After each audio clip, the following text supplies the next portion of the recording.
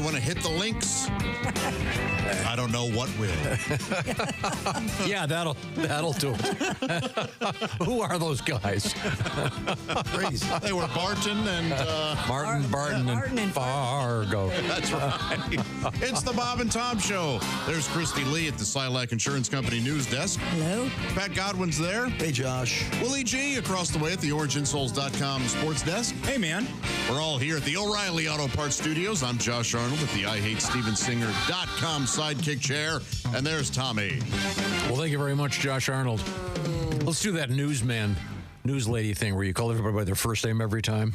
I'm happy to do that, Tom. No. I'm happy to do that, Tom Griswold. Oh, you mean first and last name. Yeah. Sorry. Yeah. No, that's okay. Yeah, thank you, Pat Godwin. Thank you, Tom. Hey, happy birthday, Willie Griswold. Thank you, Tom. Yes, Griswold. happy birthday, Willie Griswold. Christy, you walked in the studio, you said it immediately. I was hoping to see how long it would take my dad to say something. Oh, I said it yesterday, so I mean, that doesn't count. Day ahead. He told you yesterday? No way you said it. Yeah, I did on the air, radio. I didn't say it when I saw you because it wasn't your birthday yet. To his face after hugging a kiss. Oh, the first thing I said to him when I saw him was, "You're keeping the mustache." Okay, that's a fun way to start the birthday then. I guess I like the mustache. Thank you. I like the mustache too, man. I've been working on it. It's been going since December. I thought it'd be a little more full by now. I'm not letting it discourse me from trying. It's hanging Don't in there. give up, It buddy. doesn't look not full. Thank you. I appreciate that. No, Yeah, it's, looks a lot better. There's a lot. There are some people call them gray hairs. I think they're still blonde hairs. I think that I'm just still going through puberty. I don't have the full brunette on the face yet. I got that call last week. Mom, when did you start going gray? And I go, I don't know. When you were born? I don't know. Yeah. Day you were born. I think usually as soon as they turn 13, there it comes. Oh, no Yeah. goes, No one ever gives teenagers the credit for making their parents Right? grow so old. Yeah, she goes, I found 3 or 4 gray hairs. And I go, oh, that's all right. Your grandmother was gray, but she was 28, I think. So, Yeah. So you're going to stick with the stash. Yeah, I like it, man. Does your lady like the stash? Yeah, she likes it. And I have one joke that involves the mustache, and that's There you working. go. So it stays. you can always use a little eyebrow pencil, color it in if you need. I'm not going to do that. I did that once. Did you do that Oh, yeah, once? when I tried to grow a mustache. Oh, Pat, no, wait a second. Pat, you used the Maybe a little bit younger than Will. you used the wash. Yeah, full on for the goatee. But What was that stuff called? Medium ash brown by L'Oreal. Just for men. Yeah. No, it's L'Oreal's medium ash brown dye. That was your hair dye. No, that was also my goatee dye. Oh, really? All Wayne Newton style, everything the same color. Yeah. Oh, nice. So you can really stick out in the crowd. Yeah. I call the color aging drama instructor. There's always that guy at the gym. His sweat drips down in that ash brown color from the hair dye. That's usually a guy using powder, actually. They use the powder to fill it in. Oh, God. If it gets wet, they're screwed. You know? There's also the probably the most sexist commercial of all time. It's a baseball player. They're at a bar. Who is it? I think it's Keith Hernandez. I think it is, yeah. They're at a bar, and these women walk in, and they walk right by him, and hey. Then they dye their hair, and the next thing you know, the women are walking up. Hi, do you want to see my jugs? This is great. It's unbelievably sexist. Just for men. They'll show you your jugs, guys. And they use that tag. Yeah. It's somebody should just do. Social media advertising is so bad anymore. Like no one has any standards for what's on TV for ads anymore. For TV, there's still some standards, but someone should just go all out on social media. Old Spice. She'll finally give it to you. Yeah. They just really lead in. Sorry, I had 3 more options that were way too dirty to say on air. I haven't been here for a while. We saw the gears. I saw you stumble. I had to filter those out, man. That was almost really bad. Yeah, the one I had involved dyeing a goatee and nipples. Not dyeing the nipples, although that was in the news a few years ago. Remember that thing? About There was a trend where you... yeah. No, there were 2 of them. There was the one in which Your lipstick matches yes, your you're supposed to have your lipstick was supposed to, ladies, match your nipple color. It was supposed to be a trend. The lady at the Nordstrom makeup desk freaked out when I showed her my nipple. And I go, I read about this. Are you in the Nordy Club? Show us your nipples. Boy, that would be awkward if a lady saddled up to the desk at Nordstrom's and whipped it out and said, "Can we match this, please?" Pat doesn't know what the Nordy Club is. I don't either. I don't set foot in that place. You know, I don't know where anything is. it's people that hold it. You're wearing a pair of pants from there. Charge card. That's why I've never been there. Oh, yeah. No. The pants you're wearing came from there. They did. Yes. Are you wearing his pants again? Yeah, I'm down a size, yeah. Good for you. But yeah, Got his $300 jeans on. Do you know how bad it feels when your dad gives you his jeans that he's too fat to wear now, and you're too fat to wear your dad's old jeans? That's a. Yeah. No, I have 3 jeans hanging in my closet. They're my new goal weight jeans, and they're my dad's from 4 years ago. Yeah. That's brutal. Your dad's wearing the same size I am now. Now we have a bunch of cool stuff coming up today. I'm very excited about it. Some interesting things in the news as usual. First off, if you're just waking up, basketball, another come from behind win. Yes. People were complaining about the fact that all the number 1 seeds went pretty much all the way. And but a big victory last night. Do you have any of that info over there, Willie? Oh, yeah. We going to do it right now? Just a real quick score. We'll get to the meat of it later. 65-63. Florida wins. We'll get to it. Man. Is that a low score, or is that about it right for NCAA? I don't know. I think the average in the tournament is 139 combined. I looked it up because there's tiebreakers for the office brackets, and you have to pick, and I picked one. Didn't the Pacers score like 160 something a couple weeks ago? Yeah. There's a couple teams in the NBA that aren't even playing for anything anymore. All the people that are playing for the team are just embarrassed to be there. They maybe get one good dunk a game just so they have tape to show the next team they want to play for. And the Pacers, just 163 to like 98. It was awesome. Yeah, you know my theory on this. It'll never happen, but they should only pay the winning team in sports. They have incentives. No, not big enough though. If you go to a game, because these guys are making $100,000 a game or whatever, it's completely ridiculous. But and then they get out there and it's I got to get back to my suite. I've got 2 nubile 18-year-olds. At least can I ask you, how many basketball games did you watch this season that gave you this opinion about the modern day NBA? Zero. The last time I took you guys to a game, I thought, boy, no one's really breaking a sweat out there.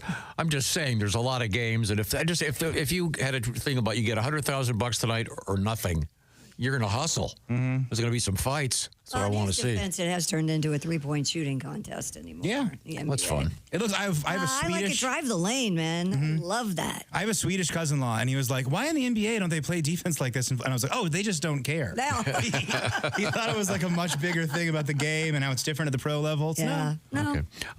Also in sports, of course, getting ready for the Masters. That's why we started with the. A special Martin Barton and Fargo piece. Is that this weekend? Yeah, and this is our annual tribute. Here you go. A tradition unlike any other. Oh, God. The Masturbators. This weekend on CBS. Every year. Uta-Man. There's the Uta-Man guy. Right now, I want to look ahead. Plan ahead, perhaps. This is the perfect Father's Day gift and Mother's Day gift. I'll grant you that. I'm talking about Field of Dreams whiskey. We've been talking about this for a couple of weeks. Our friend Drew Storen, former Major League hurler, like that. He and some of his friends created this bourbon created from the corn at the Field of Dreams field in Iowa. They take the corn from there and turn it into a beautiful bourbon.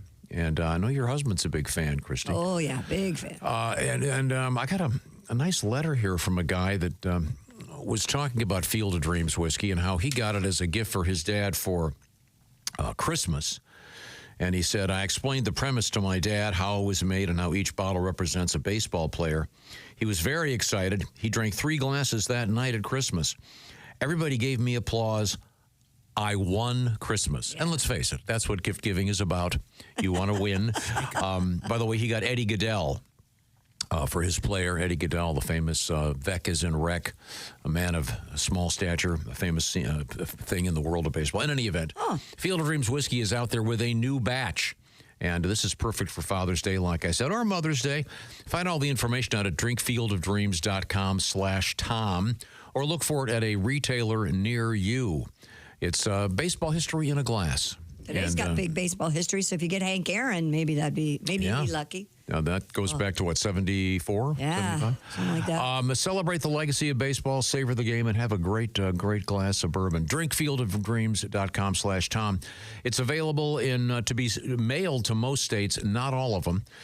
Shipping not available to Alabama, Alaska, Arkansas, Delaware, Idaho, Kentucky, Michigan, Mississippi, South Dakota, Tennessee, Utah, Vermont, and Buzzkill Island. It must be 21 to purchase it or over. I don't want to say Sorry, you're 22, buddy. No more for you. And please drink responsibly. That's Field of Dreams whiskey. Again, a great gift. Each bottle honoring a major league player. And there's a whole story about it.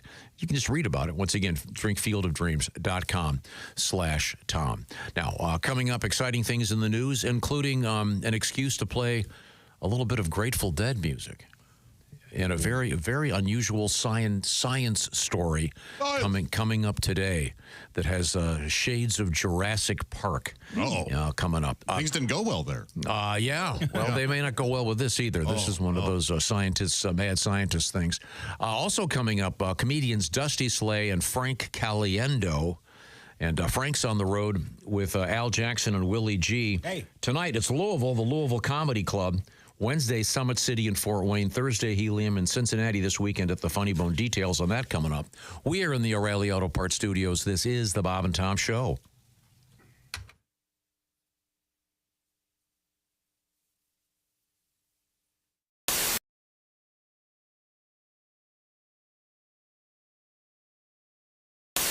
Oh, there we go. Hey. There he is. We're talking to comedian Dusty Slay. And Dusty, I recognize you right away. You got a full beard, though. The stash is your trademark. You got the you're going kind of for the Jesus if he had glasses and a cap on look. Well, I can't be rolling around out here beardless. I don't need people seeing this chin, you know? I see. Great to see you, Dusty. Yeah. Yeah, great to see you. I'm pumped to be here. Dusty Slay is a great comedian, and he's got a Netflix special that, as they say, was just dropped. I'll speak English. It was just released. Yes. You can see Workin' Man, which got us talking about the band Rush, Dusty, when we heard the phrase Workin' Man. Well, I'm a little bit of a fan, and someone said that I might get a call from them about some copyright thing with the name, and I said, I'd love to talk to them. Let's do it. Well, you've got a tour going, and Geddy Lee has a book coming out, so we're even. Dusty has an interesting background. You were a working man there for a while. You had some real jobs. Weren't you a waiter for a long time? Oh, yeah. Well, I worked a lot. My dad thinks I'm still in high school. I don't think he thinks I've ever worked a day in my life. He goes, what's this working man thing you're talking about? But, yeah, I waited tables. I used to work in Charleston, South Carolina at a restaurant called Hyman's, which is located on the same block as a restaurant called Sticky Fingers. And I'm not making that up, just telling you where it is. I remember that. That's a seafood place. Hyman's a beautiful seafood place. We've been there, too. It's great. It is great. Yeah. And you were a waiter there. Were you a good waiter? I think I was pretty good. I had a little bit of an attitude problem towards the end, but I think I was good, People would come in there and they would ask for weird things. They'd be like, they'd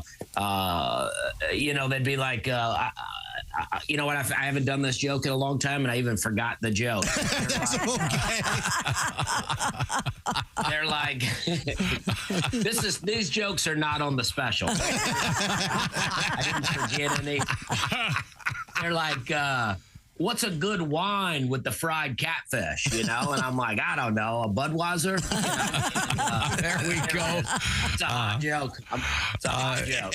Dusty, you have done a number of the late night shows. Do you remember what was the first one you did? Do you remember?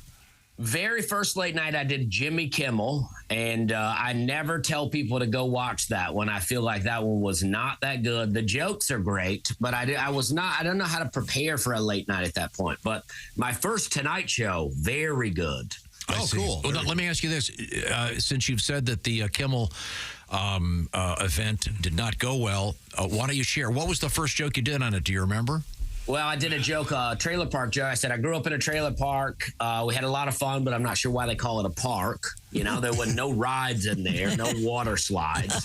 We had like an occasional slip and slide or like an old tarp with some Dawn dish detergent. We put our slip and slide over a tree root one time because we was going to jump it. And that's not how that works at all. I like that very much. I hit that tree root. I just got up and got a job, Hi, Christy Lee here. How would you like to go on vacation with me? No, seriously. Join me September 28th on a journey through the lovely landscapes of England, Scotland, and Wales with Paulette. We'll travel through the charming countryside and also experience the historic cities of London and Edinburgh. Experience the best of Britain's rolling countryside and bustling cities rich in history and culture. We'll see the iconic landmarks of London. Visit the storybook villages of Oxford, Chester, and Shakespeare's Stratford-upon-Avon. We'll behold regal jewels of Edinburgh's castle and visit the medieval walls of York. This and so much more. The best part? Paulette makes travel easy, including flights, meals, hotels, sightseeing, and local experiences. It's all planned for you. You can just sit back and have the time of your life. Don't miss your chance to see Britain with me. This is going to be a great group and an amazing trip. I already know we're going to have so much fun. Call Colette at 800-581-8942 or visit bobandtom.com to learn more. Don't miss out. Call Colette at 800-581-8942.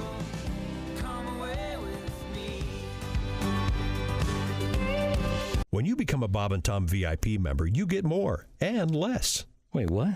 Which one is it? More or less? It's both. VIP members get more stuff to hear and less commercials not to hear.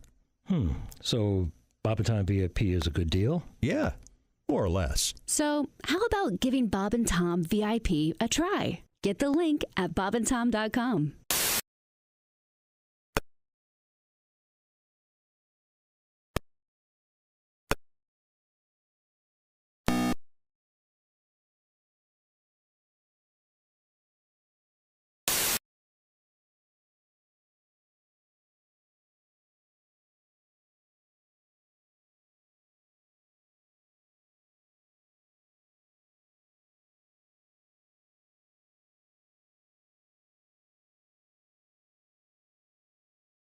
Desk. Hi, Josh Arnold. Godwin's over there with his guitar and his let's come up with a new nickname for a piano, a keyboard. How about, and his 88 friends. Oh, I love it. Does that one have 88? No. No, it has 60, but that doesn't ruin the joke. Yeah. If you just say 60, it really doesn't really work at all. What the hell? Yeah, that's not really romantic, is it? Yeah, no. Doesn't somebody make a keyboard that has even more than 88? I don't think so. Just like a Dusseldorfer or something. Oh, maybe. I think there's a Dusseldorfer. There's Willie G at the origeinsoles.com sports desk, and your nickname today is Dusseldorfer. Why did he say that? Happy birthday, Dusseldorfer. Is that really a word? Yeah, that's a piano brand. Yeah. There is some huge piano. But doesn't that one have like extra bass notes or something? Boy, I don't think so. Oh, okay. We are celebrating Willie's birthday today. We are. We're all here at the O'Reilly Auto. Do you want me to finish this? Kill him. If I don't do it, he'll yell at me. No, I couldn't remember that we've lost Al Jackson. He got into a traffic snarl yesterday. I'm not sure he ever got out. Oh, really? Yeah, there's construction going, and people are actually missing. Oh, well, that's an important PSA, isn't it? Al Jackson missing. Look for him on a bottle of milk. Wouldn't that be something? The guy came here and just disappeared. Happens a lot. Yeah, there are some various careers, I think. The streets got the revenge on him. Yeah, okay. They'd have to use video of the show for all of our alibis.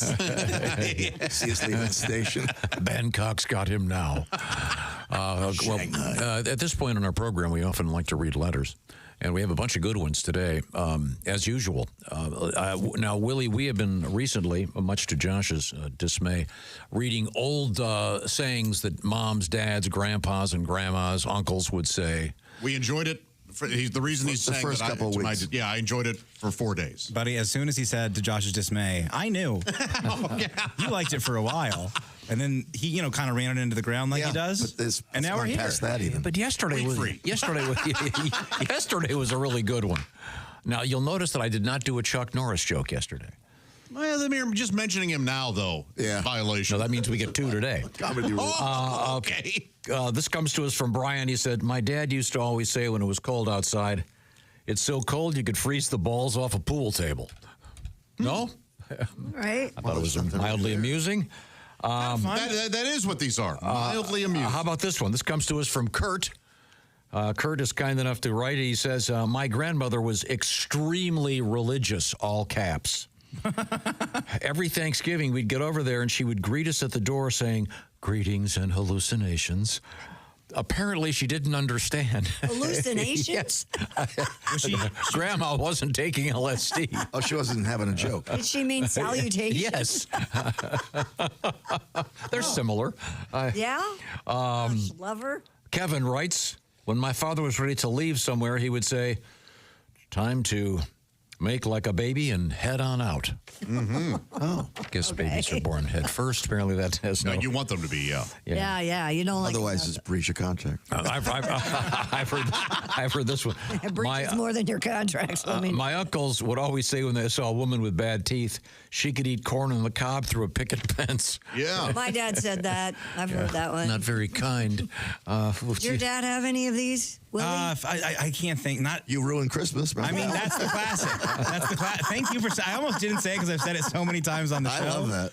I can't think of anything. Okay. He would call me Elvis a lot, which was weird. I remember that. Hey, look at Elvis. I was at camp washing dishes. Elvis is in the back washing dishes, everybody. Why'd you call him Elvis? Long hair, I think. It was fun. See, he's got a nice pompadour, got a great head of hair. Yeah. Plus, I had a dog named Elvis. I always confused the kids with the dogs. Yeah, that too. Don't you ever do that? I still do that. I call my dogs by the wrong names all the time. I'll look at Hart and go, Figaro. When I go in, that's like 4 golden retrievers ago. Oh, no, I don't do They're just in my head. Okay. Yes, Pat? Tom, this just in, you are right. The Bosendorfer has 97 keys. And it's Bosendorfer. Bosendorfer piano. I thought it was Dusseldorfer. So it's got like more bass down there? Dusseldorfer's funnier. Yeah. Just think what you could do with all those extra keys. Not much. I can keep it right here. Are they on the low end or the high end? I think both low and high. Really? I'll get a text pretty soon. Can dogs hear them? I think that's crazy. That is. Aren't there famous classical pieces written for one-armed pianists and... Boy, what? That's a Steve Ali question, the guy who plays piano I think there's a couple of famous pieces written for... The left-hand rag? Pianists that only have... No, really. Stumpy Blues? I mean, I think some of them are very difficult to play, but I'm positive I saw that somewhere. I mean, obviously that's a relatively small market. Yeah. So you're Bosendorfer, 97 keys. I didn't know that. Okay. Well, you learned something today. Every Isn't day that you learn. nice? You always learn something. Yeah. Now, I've got a couple more letters. I hope you'll like this one. This comes to us from a friend of the show in Kalamazoo, Michigan. Oh, I got a gal there. Yeah, nice. This is from Benjamin. He writes, hey, Tom, I hear you're using the slow cooker.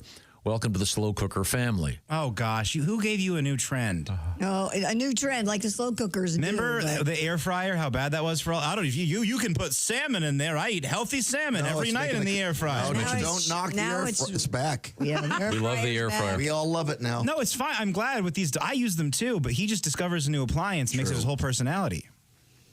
Well, the slow cooker is awesome, and I was using it last week because the girls were out of town. It says, it's a game changer. Welcome to the slow cooker family. Use a slow cooker liner. Yeah, I have those. They're great. Never heard of this. I use those, and then I read something about microplastics in those, and then I stopped using those. So did I. They're plastic? Yeah. There's some kind of something. I don't know what. I'm out. Yeah. But also, I don't know. I used to do a lot of dumb stuff. I used to smoke pot out of Coke cans. So why should I be so worried about my slow cooker plastic point. bag? Yeah. Smoke pot out of The aluminum will keep the plastic out of your brain. Oh, and the paint, isn't that? Oh, yeah, the lead. It's lead light. Don't worry about it. The piano concerto for the left hand in D major, composed by Maurice Ravel between 1929 and 1930. Okay. Yep. But is that, do you get to use your right hand too? You only have one hand. It was actually commissioned by a pianist who lost his right arm in the First World War. Wow. Yeah. That's great. I mean, not great that he lost his arm. No, but great that you remember that. Sure. That's amazing. Here we go. This comes to us from Tyler. He goes, good morning, or whenever the hell time it is, wherever you are. Thank you. I went to my local Goodwill store. I found this and immediately thought of Tom. A 21 DVD set for $20. That's just over $1 a disc. It's the complete let's see, which season of McHale's Navy on DVD. That's got to be the complete series. Yeah, it is the complete series on DVD. McHale's Navy, a classic show from the 60s, ladies and gentlemen. Do you have a DVD player? Probably in the basement somewhere. Oh. I haven't gotten it out. Do you have one accessible? No, I don't think I have one at all. I'm sure. Yeah, they're functioning. Yeah. You got them plugged in and everything? Uh-huh. I see. Well, I like the physical media. This is, of course, the great theme from McHale's Navy. Do you ever watch this show, Willie? No, but you've talked about it a bunch, man. This, Sea Hunt. I thought he force-fed this stuff on you. No, not really. It was a good show. It was Academy Award winner Ernest Borgnine, the great Tim Conway. I do remember one time MASH came on, and he was like, boys, sit down. This is about history. This is comedy history, boys. The final season? Or that final episode, not very good. Not very good. Well, if you want to reach us, you can write us letters, bobandtom at bobandtom.com. If you're just joining us, by the way, this is the Bob and Tom Show. We are coming to you from the O'Reilly Auto Parts Studios at the orangeinsoles.com sports desk. Willie G sitting in for Chick McGee today. Hey, Pop. Happy birthday, Willie. Thank you. And I will also remind everybody that Willie is on stage on his birthday, along with Al Jackson and Frank Caliendo. Tonight, the guys are at the Louisville Comedy Club for a very special show. And then they'll be in Fort Wayne tomorrow at Summit City, Helium Thursday, and then Friday and Saturday, it's Greater Cincinnati at the Liberty Township Funny Bone, and then Columbus, Ohio on Sunday night. Wow, that's quite the tour. The beginning of the tour. Little run with the fellas. A good run. Let's check in with the sporting scene over there. What's going on? Well, hey, Florida and Walter Clayton Jr. somehow overcame Houston's spirit-crushing defense Monday night to will out a 65-63 victory in an NCAA title game thriller not decided until Clayton's own D stopped the Cougars from taking a game-winning shot at the buzzer. You mean defense? It says Clayton's own D. Okay, not his penis. Yeah. I promise that it says it. I thought about changing it. I got the Sharpie out. I was going to cross it out. Yeah, everyone's just talking like they're 13 now, including the Associated Press. The AI of the Associated Press. It's exactly right in here. Clayton finished with 11 points, but what he'll be remembered for most was getting Houston's Emmanuel Sharp to stop in the middle of his motion as he tried to go up for the game-winning 3 in final seconds. The Sharpie, they call him. They call him the Sharpie, folks. But yeah, that's it. Florida wins. I thought I had Duke winning my bracket. It was really disappointing. I would have won the bracket if Duke would have gone on to win this game. I had Florida winning my bracket, but my bracket got busted early on. Yeah. Someone told me I was close to winning. Yeah, you had Houston. Who? Houston. I didn't even know I had Houston. So you know who won in our pool? No idea. Eddie. Eddie won? Eddie didn't know he'd won either. Why do the jerks always end up pain in the ass? It's always the worst people. Showing up late. Oh, man. It's our office bracket. It's complete nonsense. A few years ago, Dean ran it. He got 3 of the 1 seeds. It's just insane. It should be seeded, and you should be able to pay a little bit more to get a higher seed if you want to. Wait a minute. That doesn't make sense. You would love that. This is capitalism. This would be your favorite thing. Oh, he had great picks this year. I didn't win, though. I know, you didn't. You're right. And I put my money in. I paid for Chick. Somebody paid for me. Josh, you paid for me, right? Yeah, I got you, man. I would have given you a cut of that if I won last night. See, you're a good man. I know. 2 points off. Not like that Eddie. Eddie is walking out this cash falling out of his pockets. Yeah, I know. Now, Willie, you your hard drugs, Eddie. We know where it's going. Let him knows. Yeah. DH. Going to the horse factory. You know what I'm talking about. Yeah, they got the G, you got the H. Sweetest man in the building. Stop. Yeah, to the ladies. Christy, you like a good goose? Rumors he's a drug addict. The man has children. He's lovely. Walks around with his pants down. You like a good goose?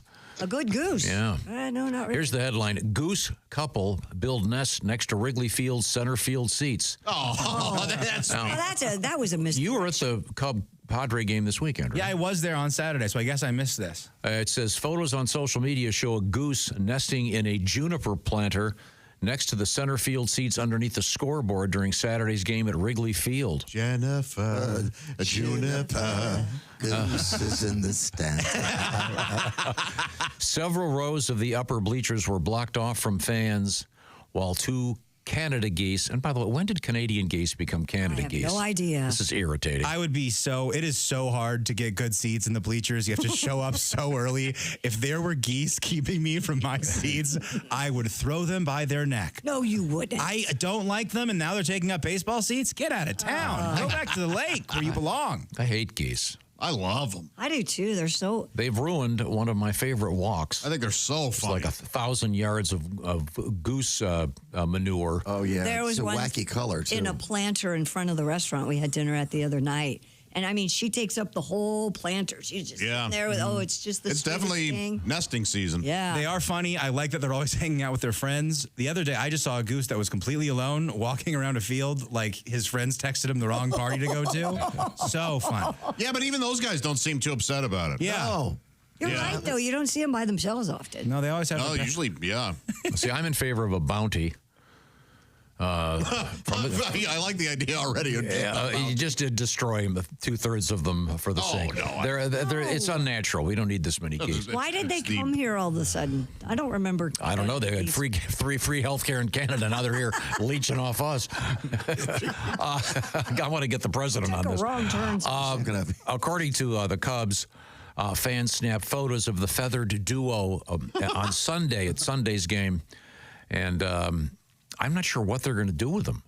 Yeah, because you get near them, they hiss. Oh, they do. Honk. Are they going to relocate them? And are they going to? I don't know. Not going to be easy with a nesting goose. Let them be. Why don't they just? Man, I got sassed bad by one the other day. And then the little gooselings will be out on Wrigley Field. It'll be chasing them around. That'd be so Well, cute. yeah, but most of the goose eggs are actually at the White Sox right now. Oh. I think what have they won? 2 maybe? Goslings, aren't they? So there you go. If you're going to Wrigley, look for the geese. You got chased the other day? Not Chase, but he was letting me know, hey, the missus is protecting our will-be children. Were you by water? Hissed bad. You were by water? Yeah. Now, coming up, we have possibly the most unusual egg hatching in the Bob and Tom Science News section today, involving a 100-year-old mama. Absolutely staggering news, and from the animal kingdom. Also, today, we will have interesting news about Uranus. And the death grip syndrome. Do you know what that is? Death grip? Yeah. Is that killing 14-year-old boys across the country? Kind of. Maybe. Yeah, that could be. You're getting close. About the age. Pat, you want to take this one? Oh, boy. Okay. Oh, yeah, you live with one of those. Yeah, you do. You ever let him out of the pit? He keeps himself in the pit with the door locked. Right now, I want to. iPad dies, needs a hot pocket, you know. Right now, I want to talk about the revolution in coffee.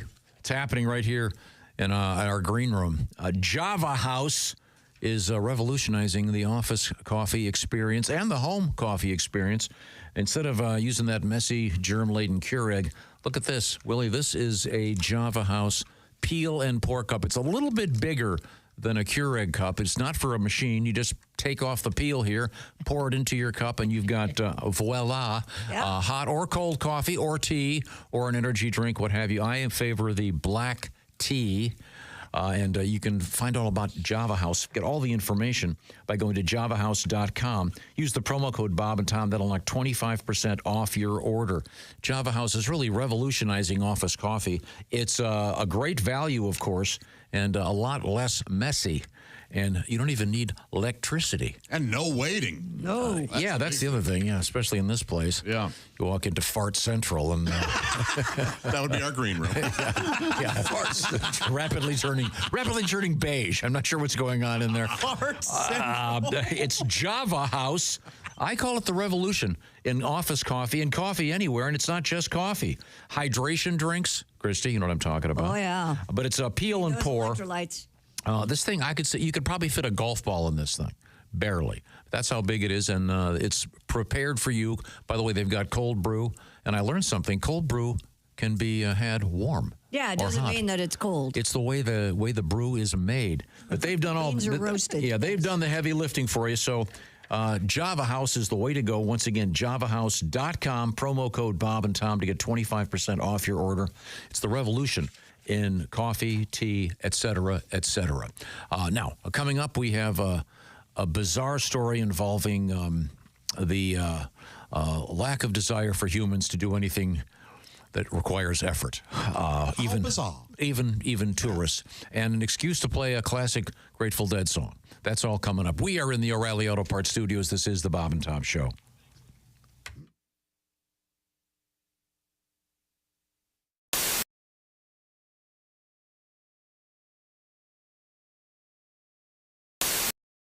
No, I'm not trying to be critical. I'm just. This is what the Surgeon General is saying. I know. So I think those women who can't are pretty much, by and large, selfish, aren't they? Screw you, Chick. Yeah. Don't you wish just once they'd have a day, one day a year, where you could say whatever you wanted in the radio? Just so that one time. I'm over here working, okay? You know what you could do? What? Walk in there and have Dean do it for you. You walk in there, tell Chick what you want to say, and he can fix it for you. A few minutes ago, Chick said something mean to Christy, and she... I didn't. Was that mean? I was Yes, just it making was. an observation. I was saying that some women are unable to breastfeed for a number of reasons, and you said... The main reason I can think of is because they're selfish. So Christy She wanted... seems very well adjusted Right and now. very Christy intelligent. wanted to respond, and I have great faith in our editor. Me too, because if Christy not, I've wanted lost to my respond. job. We now have the response. Okay, go ahead, play it. Hey, Chick, you. You've never had to breastfeed. You don't know what it's like. You're a ignorant, stupid son of a bitch. So shut your mouth, you stupid ass. You know, that last beep could have used a little more words. A little less a little less... And not so much hole. A little heavy on the hole on that one. Is that Chick McGee? Why, it sure is. Chick McGee, who knows that an annuity from the folks at Silac Insurance Company means a retirement check in his mailbox every month. Chick works on perfecting his mailbox opening technique. Easy, Mr. McGee. Don't blow that elbow out. Chick isn't quite retired yet. He's just practicing for it. Because one day, Mailbox McGee will be taking his retirement the easy way. SILACINS.com. Silac Insurance Company. This is, I'm going to take this out, and I'm going to let any of you decide if you want to. This is, let Josh handle that. This is a big one. There you go. The last one. Let Josh handle that. Josh is a good handler. Josh can handle that. Yeah, I can take it. Man, There you go. Looks like a curling iron. Hello. Oh, it's a rabbit. Yeah, this one's not messing around. No. And what's great about it, Sadie, it seems to me, is that you can... well, this hits everything, doesn't it? It's looks like you could hit a fastball. Okay. Yeah. Okay, so you see that button, the button in the middle where your thumb is there? Mm-hmm. That turns it on. Right. And now the two buttons on the sides turn on the other features. So why don't you go ahead and Oh, boy. Oh, there push you those go. buttons. Oh, so it's like a reciprocating saw there. I mean, It's alive. so the one button controls the shaft of Yes. it, if you will. Right. Now, what's happening is going not up and only do you have an up and down motion Wait with a minute. It is going up and down. it's also turning right to left Oh, in my. the center of the shaft. So you're going to get that's going to work your G-spot? no, they actually Yes. the tip will go in and out as this does massage the Grafenberg spot. Yeah, Yes. very good. Yeah, that's going to say. That's right. That's so big, it's going to be saying hello to your kidneys. Holy cow. Josh, the way you grip that looks like you're familiar. Well, I with wanted to use my hand. Yeah. To feel. Yeah, And that's it's got the rotating beads right here Oh, actually gosh. stimulate more nerve endings. isn't that interesting? You know, it looks That's the kind of woman's like anatomy. if you're trying to imagine this, it looks like one of those lava lamps. Yeah. I know. That's right. Has kind of a gooey look. A gooey look. Yeah. Now, does the Grafenberg spot, does that have anything to do with the Grafenberg Zeppelin? Is that is it the same guy? Or? I think the first woman that put that in said, "Oh, the humanity." Oh, okay. Now it doesn't end there. You see this butterfly-looking thing. It looks like a cobra. What is the two little prongs there? Well, these would stimulate the pleasure button Yes. of the woman, Uh-huh. while the wings of the butterfly sort of stimulate the labia. The if you will. vulva. Yeah. Yes, the labia, the vulva. That's right. Josh, you are so good. Or Alexis. I mean, this really, Vulva, Alexis. This really works everything. I mean, you're not going to miss. You can't. It'd be hard to miss a spot. Might be hard to get it out. That epitomizes busy. Yeah. Yeah. Would you like to hear it? It's very, very busy. Okay. Yeah, that's Buzzy. Now, what's the purple one called? It's going at it. Oh, That's called the Pure Pleasure Self-Thrusting Rabbit. Barney edition? Self-thrust. It should be called the Home Wrecker because It's really amazing. It's waterproof. It covers all your different pleasure spots. And what's fun is there's so much variety to it. The toys today are so advanced. They're so high tech. It's really fun to actually even pick them out with your partner. Thanks, Sadie. Once again, it's ticklekitty.com, and it's whole bunch of stuff. And follow me on Instagram if you guys would like, at Dr. Sadie Allison and Tickle Kitty and Go Love. Wonderful. My favorite news story of the year today. Yogi in disguise. Christy, can I just read you the headline? Because this really is mostly about you. I know exactly where you're going with this. I know exactly what story. It involves bass players. That's all he's going to have to say. Yes, it involves a scientific study of bass players. Yes. And this is the greatest story. The over-under on musicians Christie's dated, I'm going to go 12. Dated. Oh, by dated, he's it's kind of a vague. No, one date, not necessarily. Plus Ace is back there giggling. Over, under 12? Over, under 12. Ooh. Should I take the over? No, now I have to think about it. Yeah, think about it. Put pen to paper. But bass players in the news in a very positive way. What do you define as dating? Watch my. You see this finger? Don't do that. No, that's not a date. That's not a date. Wait, so we're not talking bedded? That's not a date. Thank you, Josh. No, we're not talking bedded. I'll say so. An intimate encounter in the back of a car is not a date. I'm going to say no. And I'm I've going to never say had that, to be honest with you. You rode somewhere. Hang on a second. In the car with him, and he was driving. Okay. That's a date. You have never had any kind of an intimate encounter in an automobile or a truck? Not in the back seat. Your Honor, I rest my case. And under the categories are defense, potpourri. The defense rests. Potpourri. I'd like to call Mrs. Christie Roadhead Lee to the stand, please. No. Well, you can do more in the front seat than that. Potables, famous American. Once again, truck bed sex. I rest my case.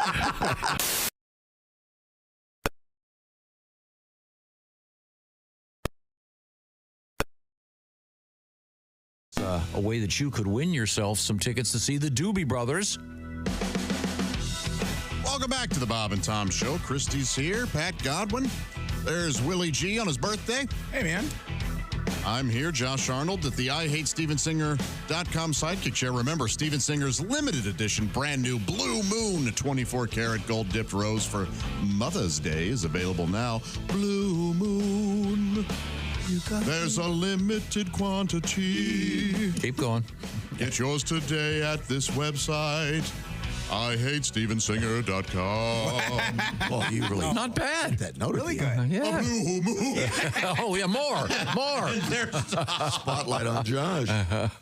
See how easy it is to sing, Pat? I know. Boy, I was just thinking the same thing. Welcome back to the Bob and Tom program.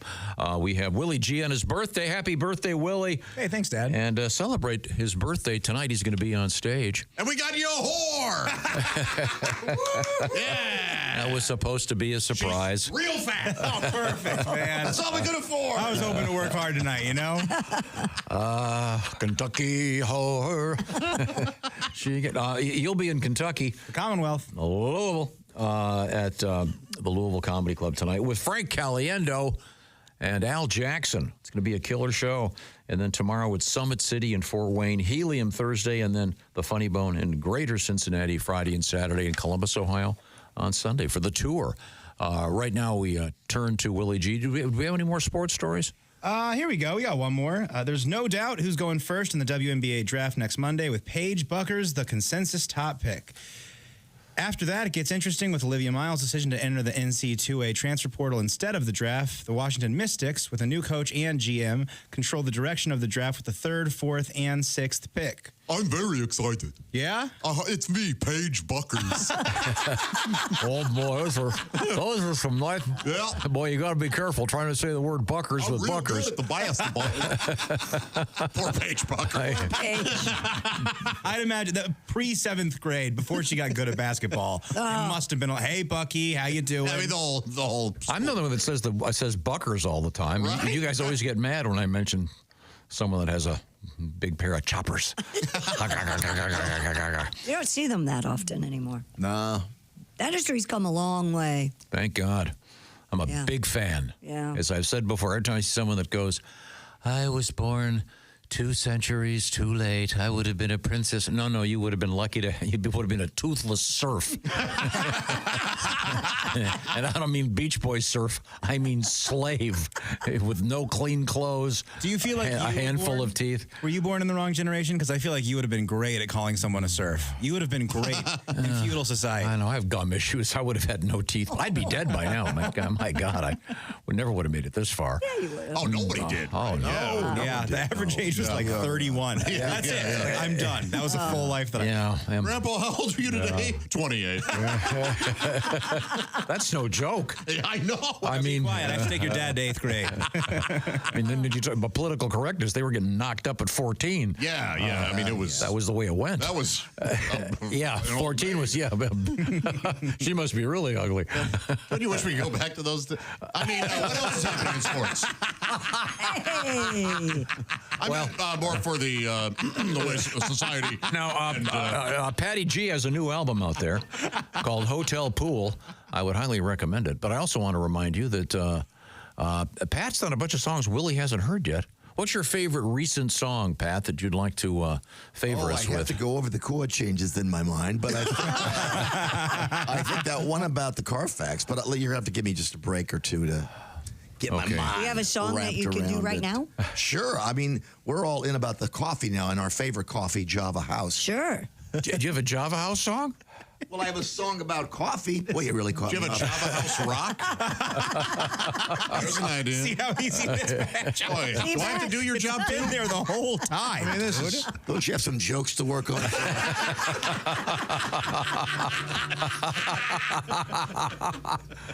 You know, you'd think I would. One would. What a thing. Hey, Willie, welcome to Java House Open Mic Coffee House. Oh, it's great to be in. Open mic, cool. Every Tuesday morning, yeah. When 3 people here, 4 people, 5 people, a lot going through the drive-thru, giving me the finger. But it's called I Like My Coffee. I like my coffee like I like my women. Full of Irish whiskey. I like my coffee like I like the ladies in my lap while I'm driving. Kind of risky. I like coffee and women to be uncomplicated. Room for cream, of course. Yeah. Don't give me soy, almond, or oat milk, baby. Well, that's grounds for a divorce. Get it? Yeah. Grounds. I'm so clever. I don't like coffee like certain women. Oh, cold, spoiled, and bitter. That Cuban hot stuff was too much for my heart. I loved her a latte, Willie. Oh, but I had to quit her. I like my coffee and women to agree with me, not give me an ulcer with their acidity. Oh, I'm running out of metaphors and similes. I'll just say I like my coffee. Say I like my coffee like I like my women. Like he likes his women. With big tips. Big tips for all my beautiful baristas. Yes. Very generous gratuity. The talent it takes to hit that note at the end. Yeah. For a silly misdirect. See that, Josh? Yeah, I've done that. I don't want to do it now. I already did today. I like the notion of the Java House open mic morning. Yes. Yeah. Can you imagine doing, well, it's open mic morning, like on a Tuesday morning. Haven't you gone to a place and been assaulted by someone in the corner who's just horrible playing guitar? Yeah, but not at 6 a.m. That's why this is funny. I never mind it. You never mind it? I really don't, no. But I've gotten in trouble. Not all open mics are appropriate for, it's like they'll say, hey, come to the open mic. They don't always want a comedian. Yes. No. They don't. You'll get like 2 poets and then a girl singing about how lovely doves are, and then I come over, you know, my penis was itching real bad. You ruined the whole night. I did a bookstore coffee house in L.A., and I just had died horribly with inappropriate material with children. I just had I was a club guy. Right. I was like 2 years in. It was called Emerald City Coffee in Chicago, and it was Wednesdays at 5 p.m. Yes. And it was across from a school, and I finished this terrible set where I'm talking about, you know, what guys that are 2 years in talk about, just my little stuff all the time. And I finish my set and I walk out and there's just right in earshot, just an 8-year-old doing a tutoring session. Wow. Yeah. Oh, well, can be rather painful. But I love seeing I always like seeing who, even if they're not great. Yeah. Yell Freebird. Now, what about buskers that are terrible? Yeah, you always feel bad always for 'em. like it. And I always tip. Always. Yeah, I never feel bad. I always. I always throw cash in, but sometimes they're not going to be. That's a okay. Star. I mean, what if they're really genuinely bad? Yeah, I like it. Are you saying? Do you go up to these people and say, "Hey, buddy, this isn't for you"? No. I always enjoy I saw one in particular this winter that was unbelievably bad. Whether I like it or not, or whether they're good or bad, anybody who gets up and puts themselves in that position, I have so much respect for. They're doing it. Yeah, I really Putting like themselves out there. Yeah. Okay. Well, now coming up, it's going to be Frank Caliendo in the studio with us. Dusty Slay will be joining us via Zoom today. Willie G hanging out with us on his birthday. And Christy, what's coming up in the news? Well, we still have our death grip syndrome. Guys, listen up. This sounds horrifying. It is horrifying. A time who's come, the wedding content creator. Yes, you heard me correctly. Yeah. Capture your big day for social media, ladies and gentlemen. It makes perfect sense. And the Mr. Obvious Institute this morning, men are more distracted by sexual images than women.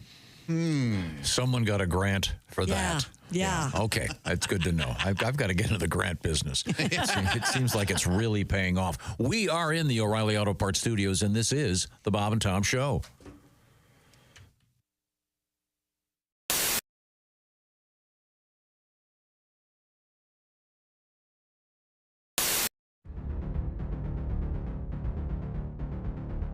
Greatness isn't given.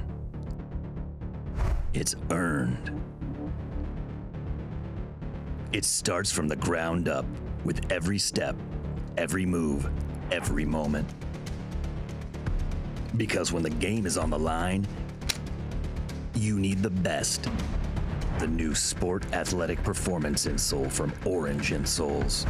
Stability, support, dominance. Orange Insoles, because greatness starts from the ground up, even when you're sitting down.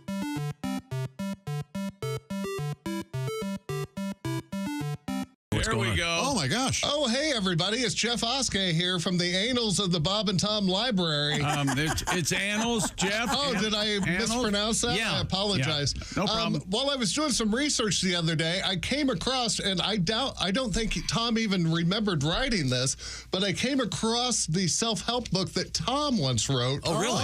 Called There's My Way or the Wrong Way. Oh, look at that. The Tom Griswold story. Hot dog. There's even some blurbs on the back. Let's take a look at these real quick. Look how thick that's quite a book. It's 1,942 chapters. Wow. That's what a tome. How much advice Tom has. Well, I hadn't finished it yet. Okay.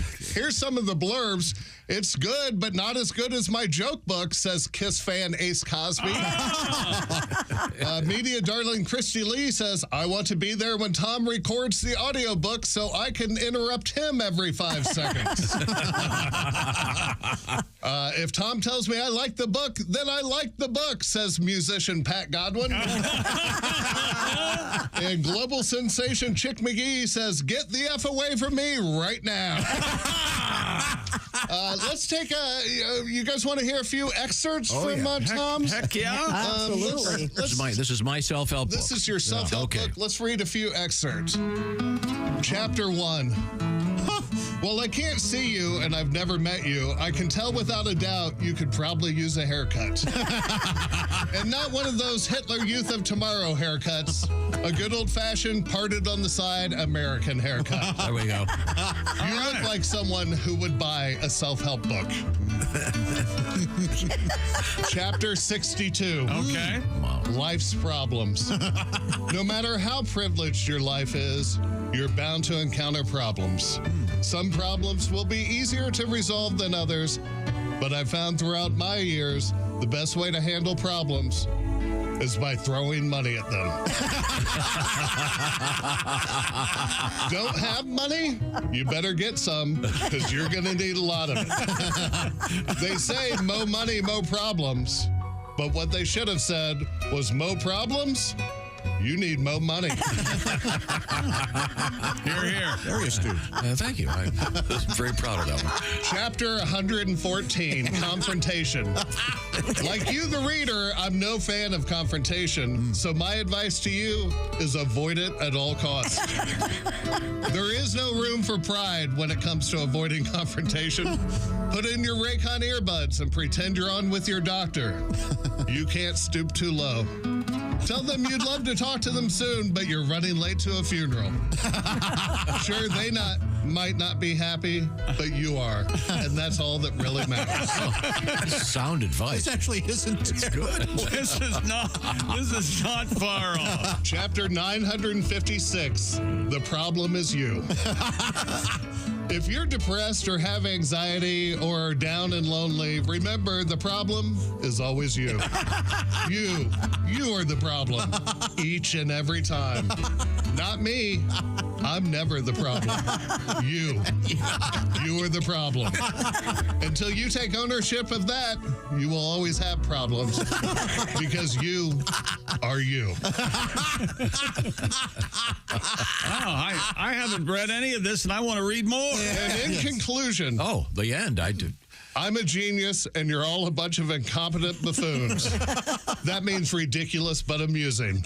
Now go out and make it a great day. Nice. Beautiful. It's my new book. Look forward to its publication. Oh, glad that we're back. I just suffered through 6 minutes of Josh and Christy shopping for candles. No, we weren't. You weren't even paying attention. Yes, and then Josh goes, I've got a coupon. No, we were looking for an avocado tool. Yes. You tool. Tool. And you know what? Oh, I'm yes. I do have a coupon, and what's wrong with that? And he goes, I'm going to go to Bed Bath & Beyond today because I have a coupon. And he'll get a coupon. I'm going to get candles and an avocado tool. Yep. What are they? A pennant, a T-shirt. What kind of candle are you getting? What flavor candle are you looking for? I like pumpkin. That's right. Oh, now's a good time for that. Yeah. Good time of year. I'd object, but I happen to have Do you ever go into a candle myself, so end of my objection. Do you ever go into a store and pick up something and you don't really look at the price and you take it up to the register and they go $101.98 and you go, what? I did that. $101.98? I bought 2 candles. You know those 2 little wooden candles I have on the kitchen? Yes. Those are $50 a piece. No kidding. I mean, I couldn't believe. That's why off the air I asked Christy, why are candles $95? Yeah. And I said, what? Because people are stupid enough to pay And it. being a media darling, I couldn't say, well, I just need to put this back. Yeah. I'd rather not pay $50 for a candle. But I said, I'd wipe my butt with 20s. I don't care. Oh, boy. Now, was it an anatomically correct phallic candle of some sort? Yes, I could use it to aid my masturbation. That's right. Oh. I should probably use Something help from the instead. Liberace. Christy, to answer your question. What was my question? When you guys were talking about avocados, you asked if there was an avocado vodka. 10 best avocado drink alcohol recipes. There are, yes, you can something make called avocado I'm sorry, what? Avocado too, Tom. No. I think Chick does also. Avocado. That's a Russian bluegrass band. No, the avocado. That's a Genesis song. Isn't it?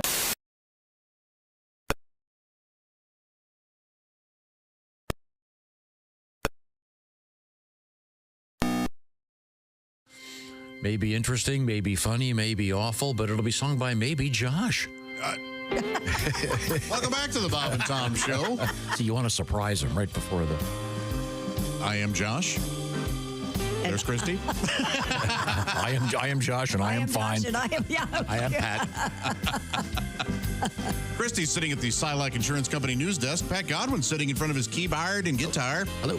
Willie G's at the OrangeInsoles.com sports desk, celebrating his B-Day. We're celebrating right along with him. I am Josh Arnold. As said earlier, I'm at the IHateStevenSinger.com sidekick chair, and we're all happily enjoying the O'Reilly Auto Parts studio. There's Tom. Thank you very much. Now, a couple things. Let's see. We have a couple more sports stories. Am I getting this right? We got some records. Okay, good. What do we got? A rat in Cambodia has been trained to sniff out landmines. And the landmine hunting rat has set a new world record by sniffing out more than 100 mines and pieces of unexploded ordnance. Ordnance? Ordnance. Ordnance? I'll put an I in there next time then. No, it's ordnance. Yeah. Oh, really? Yeah, and it's a weird looks word. like I was mean to my dad for it. It means stuff that blows up. Ronan, a giant African pouched rat, has tracked down 109 landmines and 15 other potentially deadly war remnants since his deployment to northern Pre-Vahir province in August 2021. Isn't that crazy? I bet this thing's bigger than a Yorkie. Well, yeah, I bet you're right. Some gigantic Cambodian rat. I put him on a little leash. A trained rat. But I mean, it's They're very, smart. very important. Obviously, one false move and that rat becomes the filling in a Cambodian taco truck burrito. Hey, I'm not going to have you besmirch Cambodian rat burritos. They're actually quite good. They're probably so good. I've said this for many. One of the best things I've eaten in the last decade was from a taco truck in Austin, Texas. Mexican street corn. Oh, that was actually Mexican street rat. They just didn't tell you. If that's what they seasoned it with, it's okay with me. Man, I'm of the school. The less I know about where the food comes from, the better. I've never gotten that trope of somebody they're eating something going, this is so great. Well, you know that's deer, and then they spit it out. Like, yeah, shut up. You enjoyed it. Yeah. Don't tell me. No. What else we got over there? Oh, Josh is going to love this story, you guys. Oh!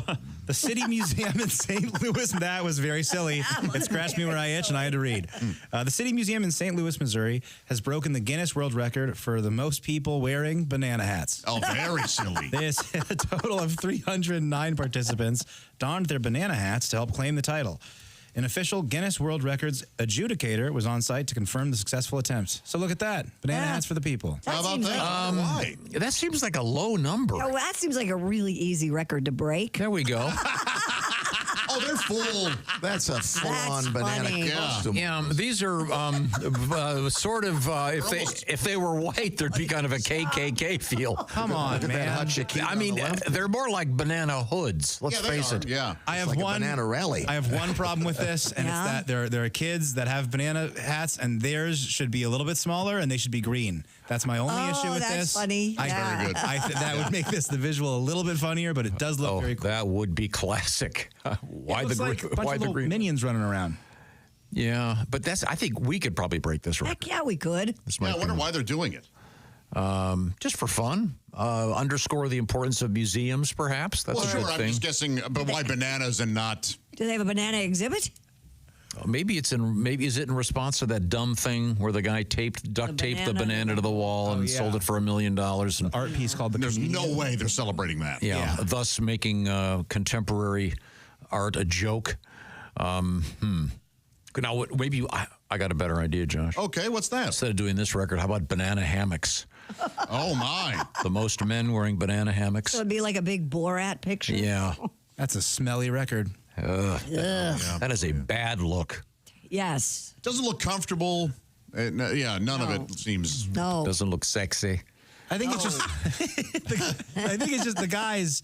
They just want the attention. They want to get a little look on the beach. Of course they do. That's why they wear it. Yeah. Yeah. Well, bravo to the museum. That's a fun place. Oh, you've been there? Love museums. Yeah, the City Museum is really great. Interactive, crazy slides, crazy tunnels. It's pretty well known. Yeah, it's real fun. And it's not just art.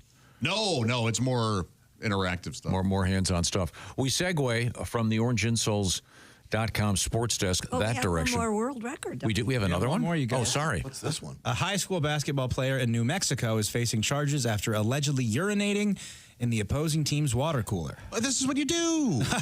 This is all for a game. Steal an ascot, pee in the pot. The Rio Rancho Observer reports that the 16-year-old from Rio Ranch High School is accused of contaminating the water cooler during a home game against La Cuerva High School. Yeah, they're going to drink my pee. Yeah. Do you suppose the Cuerva High School, do you suppose their colors are gold? I hope so. Would they be we are the Cuervo Gold? He faces 15 counts of battery. Rio Rancho Public Schools announced that the entire Does team... that mean 15 people drank the water? It must, They must right? have, yeah. But battery. The entire team has been suspended from the program pending the investigation. Oh, man.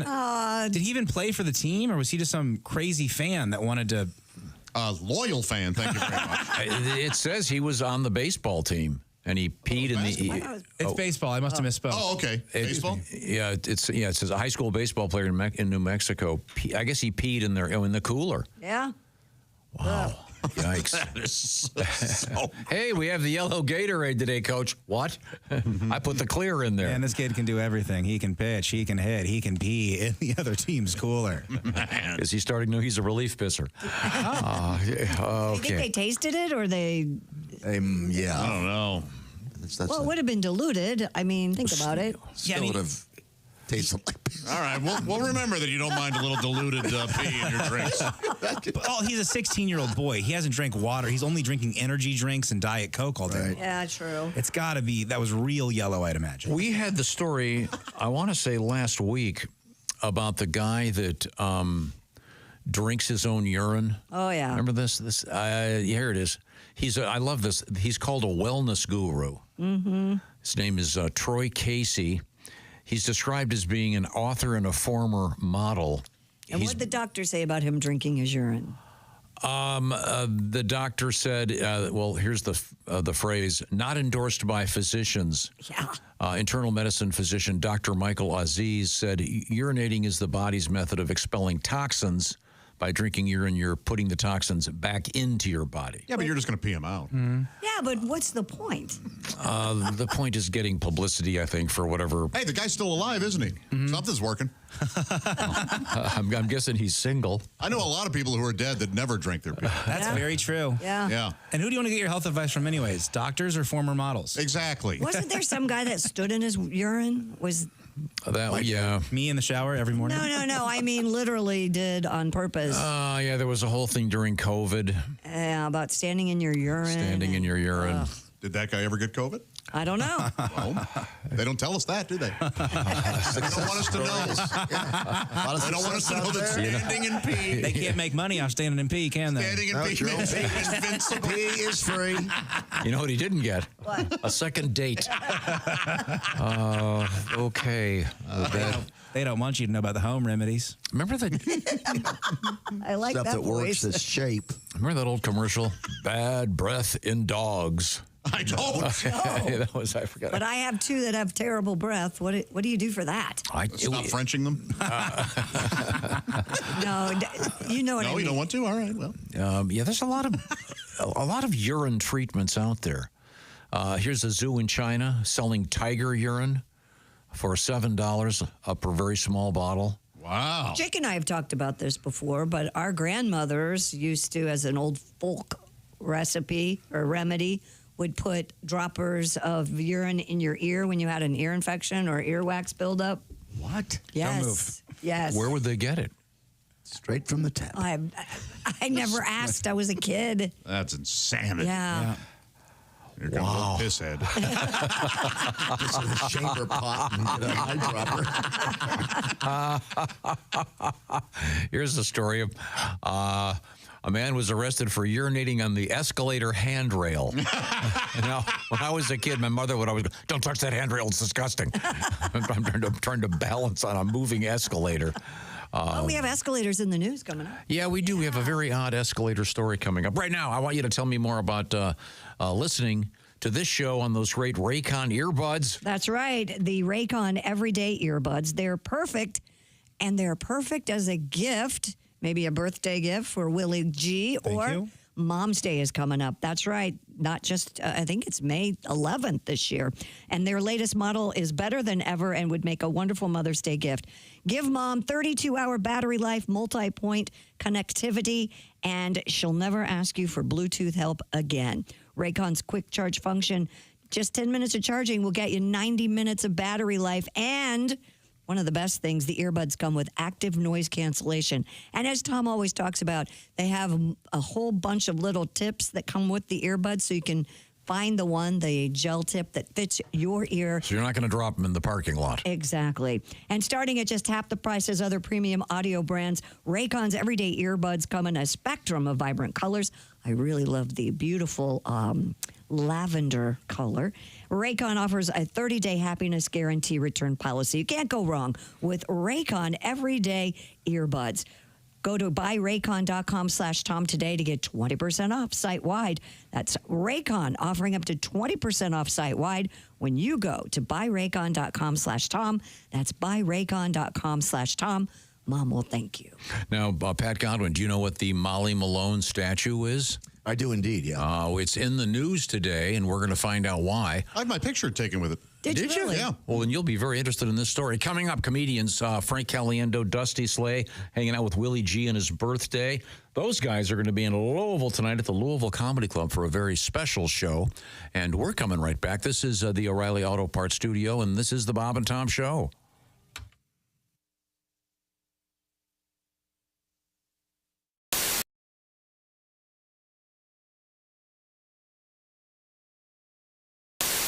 Of course, our house band today, the Black Moods. Smack Tom, Smack Tom. It's time now to smack Tom. He's been running his mouth again. He's been pissing us off again. Smack Tom, Smack Tom, Smack Tom, Smack Tom. I'll handle the lyrics. And we smack Tom.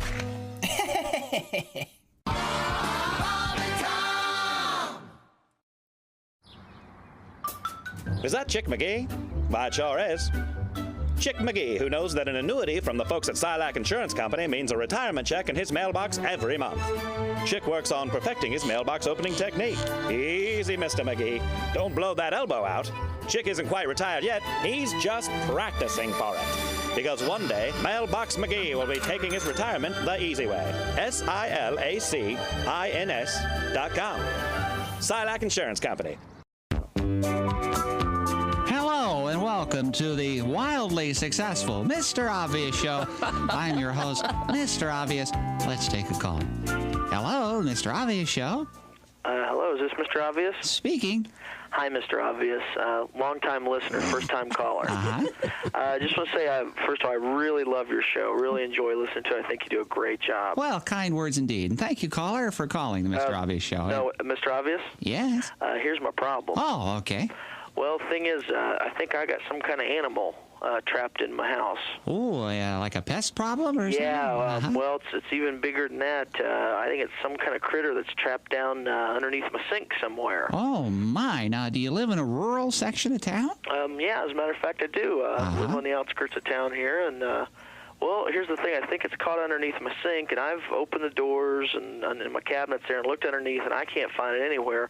But I can hear him down there making noise. Oh, you say you got a critter and you can hear him. Now, what kind of sound does he make, caller? Well, it's kind of a growling, kind of, well, I'll try to imitate it for you. It's kind of like... kind of like that. This is under your sink in your kitchen? Yeah, I mean, it sounds like you might be caught down there in the pipes. Now, this is not uncommon for your rurally located homes to have a raccoon or a possum under the house. Now, but you say he might be stuck in the pipes? Yeah, that's what it seems like because, in fact, I think that's how he's living there. He seems to eat stuff that my wife throws away down the sink after dinner. She'll wash the leftovers down the sink after we get done eating. I think that's what he's eating because I can hear him down there growling and chewing. Huh. What was the sound again, caller? Well, it's she'll put the stuff down there in the sink and run the water, and then you can hear him. It's kind of going, kind of like that. Huh. Now, is there anything else that corresponds with the growling that your wife does there in the kitchen? Well, it does seem like it usually happens whenever she tries to turn a light on. Yeah, there's a light switch there, and she'll try to turn it on. Thing is, the light don't come on. I think the light bulb must be burnt out or something, but I can't even find a place to change the light bulb on it. Anyway, she'll try to turn that light switch on, and you can hear him down there just... seems to make him mad as anything. This is in the kitchen under the sink, right? Yeah. Yep. And, you know, I figure he's caught in the pipes. Right. So I figured try to get him out of there. Well, I reached down there with my hands when I heard him growling. And I mean, that thing about ripped my fingers off. Bit into me. Boy, it hurt. Well, I think I know what your problem is, caller. It's a garbage disposal. So, Is that something like a raccoon? No, caller, it's No, it's something littler like a mouse. no, caller, it's a machine that's hooked to your drain pipe there under your sink that chews up food that makes it rinse right down the pipe there. It's an actual machine. It's not an animal at all. Huh. Yeah, that's what it is. I never made the connection. You just use it to get rid of the garbage. There you go. Sounds like a critter. I know, yeah, it's not a critter. Thanks for calling, though, caller. Mr. Obvious? Yes. You're a lifesaver. Thank you. That'll do it for this week's show. Thank you, and good luck from everyone here on the Mr. Obvious Show. Oh, boy.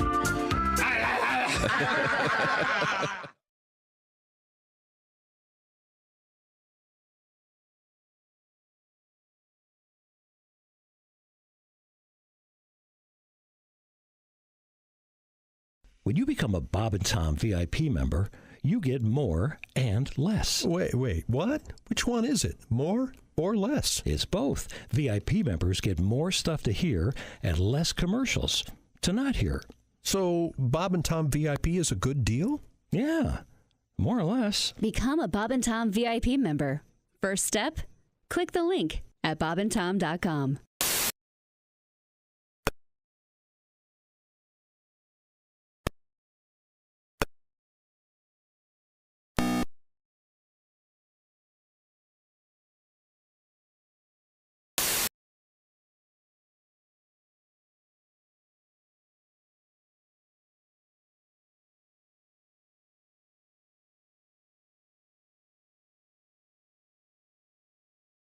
That was a choice, man. Wow. What happened during the break? I was hoping that I could get a little further in there and like first-time listeners would go, what is this? Is a crazy new urban show. There's Christy Lee at the Silac Insurance Company. True dat. Josh. Yes, true dat indeed. There's Pat Godwin. Word. He got the bug. And now, dated white hip-hop references. Josh, I liked that you did it in kind of a sing-song, that your show choir past couldn't go away. It sounded very Hamilton-like. Oh, I don't want to sound Hamilton. No, I just meant it's hip-hop, but there's still that Broadway energy behind it. I'll never get behind Hamilton. Remember, he was white. There's Willie Griswold. Trying to change history, my friends. Don't let him fool you. There's, for those who get that, I appreciate it. Good time. For those who don't, go ahead. Waste your time. Write me emails. The OriginSouls.com sports desk. I'm Josh Arnold at the I Hate Steven Singer sidekick chair. We're all at the O'Reilly Auto Parts studio. There's Tom. It'd be fun, would be to get a show choir and have them do the darkest, nastiest hip-hop stuff. But in their sweet little way. Yeah, yes. Jazz hands as they talk about offing the police. The horrific early days. Never mind. Let's see, where were we? Pat, did you find that song? I did not. Okay. Pat and I are hunting for something. We'll give it a shot maybe a little bit later on. Right now, it's time for a couple of things. First off, it's time to check in with Christy Lee. She is at the Silac Insurance News Desk right over there. You got anything of interest? Well, you be the judge. Health experts say a phenomenon called death grip syndrome can lead to sexual difficulties in men. Really? Yes, the term death grip syndrome refers to repeatedly gripping the male member too tightly while masturbating. Too tightly? Yep. Boy. Dr. Lawrence Cunningham told Metro that it's real and can lead to decreased sensitivity, difficulty achieving orgasm through other forms of sexual activity. Sure. Reversing the effects, he says, of the death grip syndrome involves using a gentler touch. Well, duh. So it's much retrain yourself then. So it's much like a golf swing. You got to get a coach. I think. Can you imagine? You go up to a golf professional. Hey, listen. I've got this death grip thing going. Oh, really? Is this with your 5-iron? No. It's with my penis. Try bending your knee. Yeah, man. Have you heard of that before? I haven't, and I'm not guilty of that. I don't think. I think mine's the perfect. Well, it's perfect for you. Amount of pressure. Yeah. It's hold on loosely, but don't let go. Yeah. If you cling too tightly, you're gonna get death grip syndrome, man. That old. 38 Special knew what they were talking about, didn't they? I love that song. Pat, you have a little tribute? Oh, no, but I grabbed my yellow fellow too tightly. Till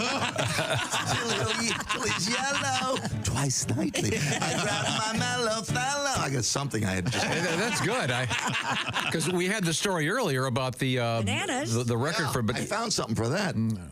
We could do a record of you have to wear the banana hat, and then you have to wear the banana bathing suit. The banana hammock. The banana hammock, and ride a banana seat bicycle, and play Donovan. We got the banana trifecta plus one.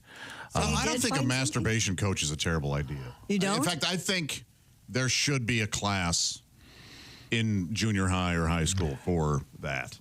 Just to teach guy, hey, look, don't do it too tight, otherwise. When you first encounter a V, it's going to feel like nothing.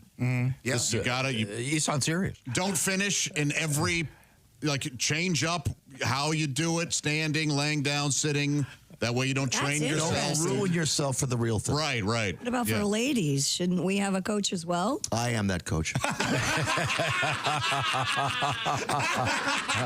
Yeah, for the guys, it's someone from the crew team, one of the lighter guys, the coxswain, ironically. Stroke. No, it would just it'd be the gym coach, right? That's who always has to do that job. Right. The sex ed thing. Yeah, that and driver's ed. Yeah, why do they get stuck with all that?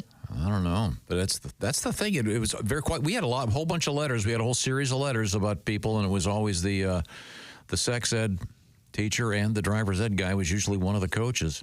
Yeah. So, well, my dream was to have a state championship team, and here I am talking about cranking it.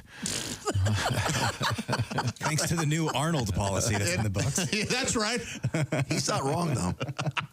He's not wrong. It's not a bad idea. And same with girls too, obviously, Christy. It's Right. It does kind of exist, not in that setting, but there's a brand, a type of pornography called JOI, and it stands for JO Instructions. You are a fan of this, aren't you? Well, yeah. not? There's a girl, and she tells you how fast to go and which hand to use. It's like the cha-cha slide of masturbation. You know, I'm not a fan of those. You're not? Every time I just look at it, I know what I'm doing. Well, you perfected it at what age? Now, what you claim you invented it? How old were you? It's real cute of you. You tell me. Yeah, you got this. You know, Tiger Woods doesn't need a swing coach, buddy. Okay, you got it down. Okay. Speaking of Tiger Woods, of course, at this time of year, we always get to play this classic. A tradition unlike any other. Oh, God. The Masturbators. This weekend on CBS. You're the man. That's one of Mike Mark's great moments. I don't play. It's you. It was not Mike Mark. Oh, that was you. I'm so sorry. Sorry. He's right here in the room. Sorry. Drew? Drew, I'm sorry. That was... His name is Ace's replacement. Why not just Deuce? Kind of a Kiss reference. That's very nice. Pat, did you find the song yet? No, sir. Okay. I can spend it all morning looking for it either. How hard is it? I'm looking for cow piss. This was a wonderful conversation off the air. It was very serious. Oh, we got to find that song. Yeah, you're right. I got to look for it. I believe it's called cow piss. Pat goes, this is my life Also, now. Christy, no man has ever been happy after hearing a woman go, "How hard is it?" That's always going to piss a guy off. Pat, it was based on an article from the Hindustan Times. Yeah, nothing's triggering anything. I don't know how you categorize your tunes. They're not some that I don't like, I delete. No, I don't. I can't find Hindu or cow piss or anything. The story. India. Look up India. Weird job. We say weird stuff. I looked up India. Okay. The story. We had a story about a high school baseball player was caught urinating in the opposing team's Gatorade or whatever. Yeah, now that was in New Mexico, correct? Rio Rancho, yeah. But we got into the topic of the curative powers of human urine, which, by the way, I'm not a fan of. I don't believe. We had a news story about during COVID about how the parliament there had to start telling people, please don't drink your urine. It's not going to cure COVID.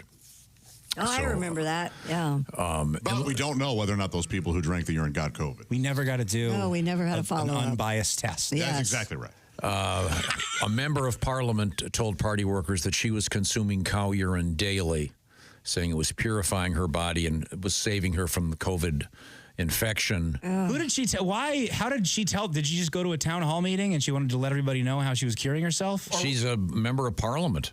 Wow. What a psycho. Yeah. So Maybe she was just one of those lucky ones who didn't get COVID. yeah, but to be advocating drinking cow urine. Yeah, no, you don't. And I, to a degree, I will do this as long as it's grass-fed cow urine. I just want you to know, Kelly makes me drink the organic. By the way, I'm over here looking for cow piss, and what I think I actually have a cow dung song. I think you just may have misinterpreted. Well, there was another story where they put cow dung. That's during COVID as They well. put cow dung in soap. Did you remember that during COVID? Yes. Yeah. They were rubbing it on their bodies. Yes. Yeah, the Indian, I do remember that. Oh, God. Okay, we'll get to that coming up in a minute. Those are sacred there. Do you have that song ready? Of course, I found the cow dung. So. Okay, well, right now, I'll remind everybody that this is the Bob and Tom program coming to you from the O'Reilly Auto Parts Studios. And we'll return to the news desk with Christy Lee. What have you got? A new study suggests men are more distracted by sexual images than women. Yeah. Duh. The experiments involved participants completing a test while being shown a series of images. And just completing. Some of which depicted heterosexual couples engaged in sexual activity. That's what I get off on. Partially dressed. The study found participants' responses were slower when sexual images were shown with men, particularly distracted by sexual imagery. Duh. I mean, come on. You know, maybe it was. Do you think it was time to do this study, though, with how many more women are watching porn than they were 20 years ago? Sure. Yeah, how many more women are subscribed to hot guys on Instagram, that kind of thing? I'm wondering They if wanted to see if there were changes. I wonder if this is like an advertising thing for billboards. Huh? Oh, yeah. They In other words, results of the study and yeah. Oh, so if you have a billboard, if there's a billboard with an image, men are obviously going to be, oh, look, Hooters billboard. I'm going to stop. Yeah. How long they take their eyes off the road. Have you ever considered selling your house because you saw a hot picture of a realtor on a billboard? Am I the only one? And you know what? I may have to give old Barbara a call. Barbara Cohen, here I come. We don't see a lot of pictures of people anymore like we used to. I don't know why they don't do that anymore. What do you mean? Of realtors on like the bench signs and like bus stops and. Yeah, but I think Josh is right. You're seeing their ads on the stuck on the front lawn. Oh, with the pictures. They have the picture of the realtor. Ugh. There's I'm not going to go into that theory of mine, but no.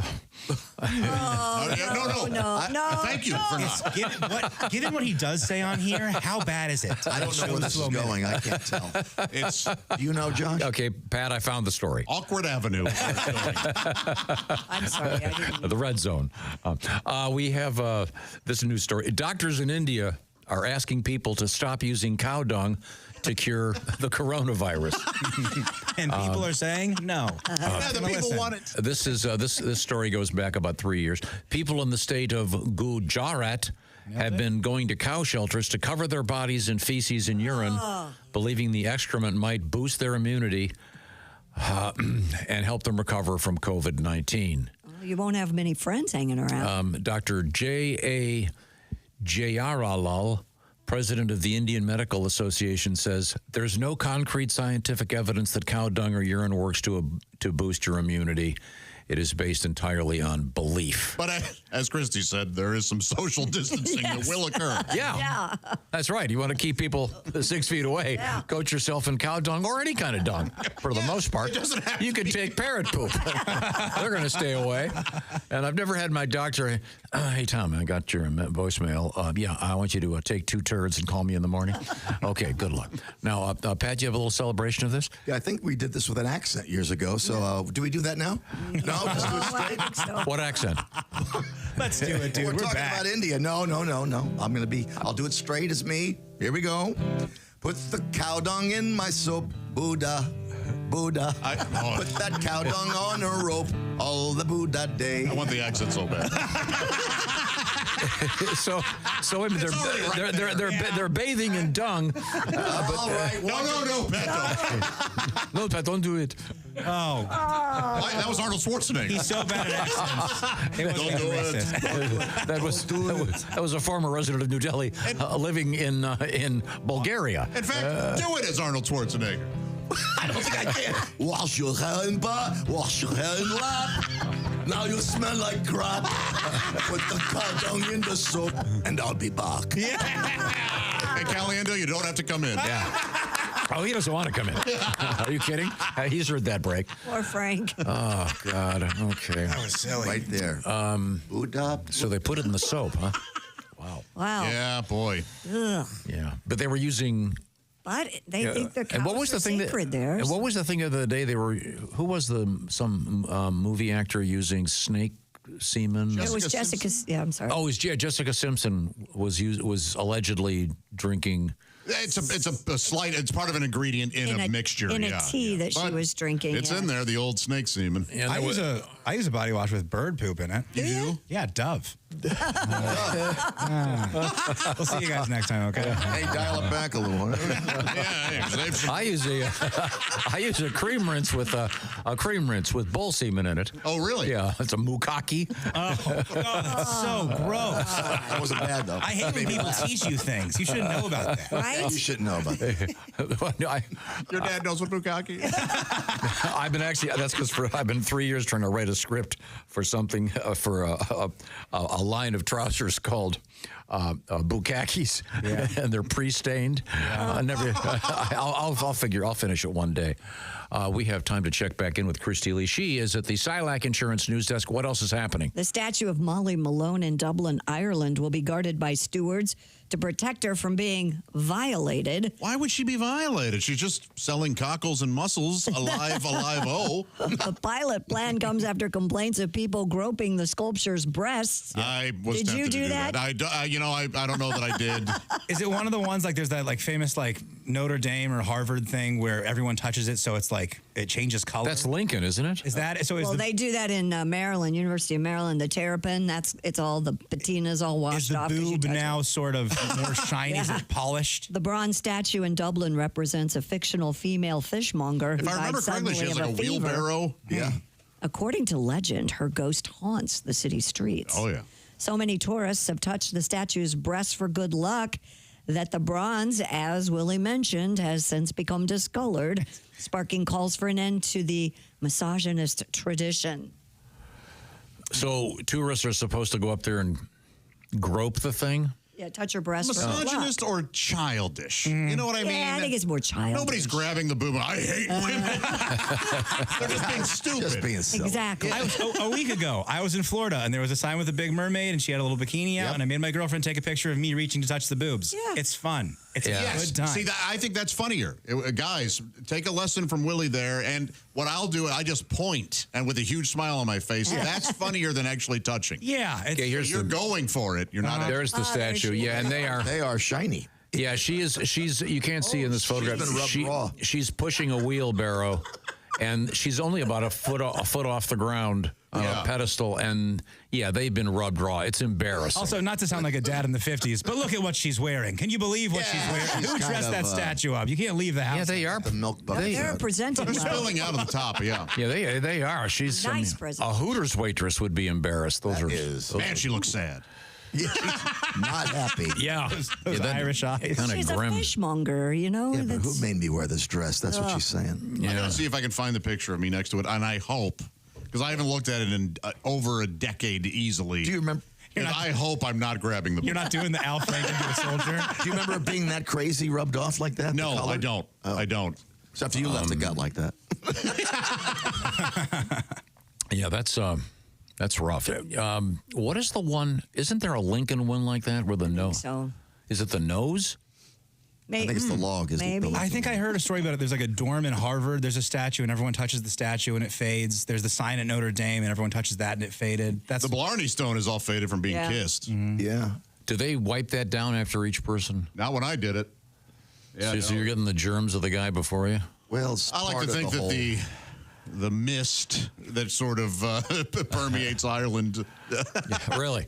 Washes it off. That's a dangerous tourist attraction as far as I'm concerned. You've done You only have to lean backwards and hang onto these railings, yeah. No thanks. It was fun. No. Did it bring you good luck? I'm here, yeah. Okay. So, wow. Amazing. So this thing is, I'm sorry, so the whole point of the story is they're going to have guards standing next to the... Oh, really? Yes. Wasn't that the essence of the story? Hey, don't touch those.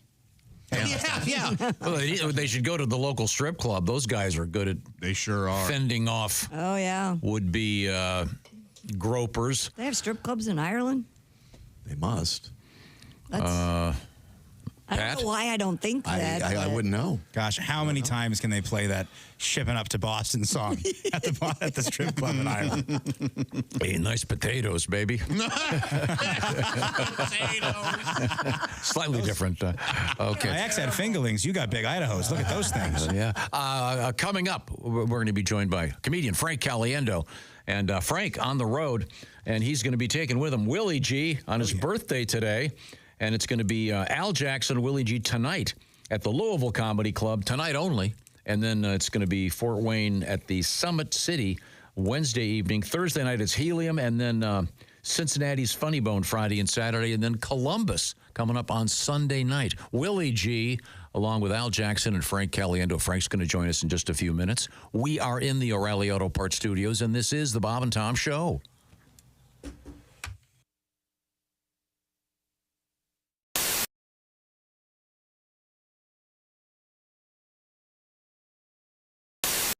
Now, good luck.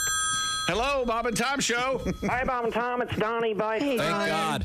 I don't break yet, so I got to get off before I get in trouble. But, Chick, we got you on speaker. The guys here at work are wanting you to do Jodie Foster talking about the electric knife. What kind of knife did you use, Dr. Lecter?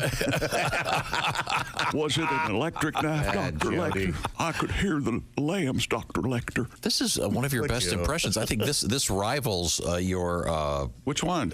Your Jimmy Stewart. Oh. And now Jimmy Stewart talks to Jodie Foster. What agent? What was her name in that? Starling. Agent Starling, do you see a rabbit? I don't, Dr. Stewart. And this has now, been... Can you do her doing Nell? Dr. Xavier. I can do that. Chickapay. Jodie. Get in the car, Jodie. Please get in the car. It's not Jodie, it's... Oh, yeah. No. See, that's why I couldn't be an actor in a movie. I'd call them by their real names. Clarice. Cut! Oh, Clarice, will you change my diaper? Oh, God. Made a boom boom. Greatness isn't given. It's earned. It starts from the ground up with every step, every move, every moment.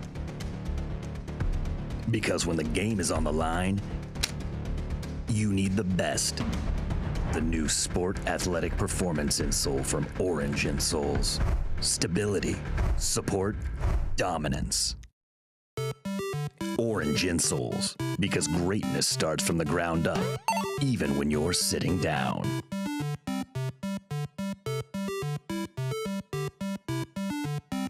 Comedian Dave Landau has joined us. You've brought your best friend along, I understand. He is Matt McClary. I have not met Matt prior to this.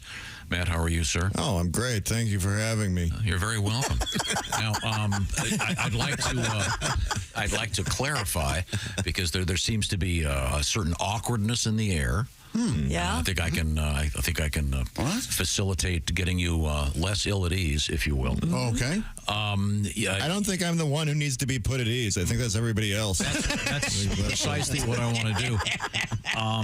You are let's see, what's the word I'm looking for? Not victim. That would be too awful. Victim? Let's not do that. That could potentially be. That could be everyone else in the room. Yeah. What the hell are you talking about? You have Asperger's. Yeah. I mean, I feel feel like I'm like Mr. Bean if he might have a gun on him.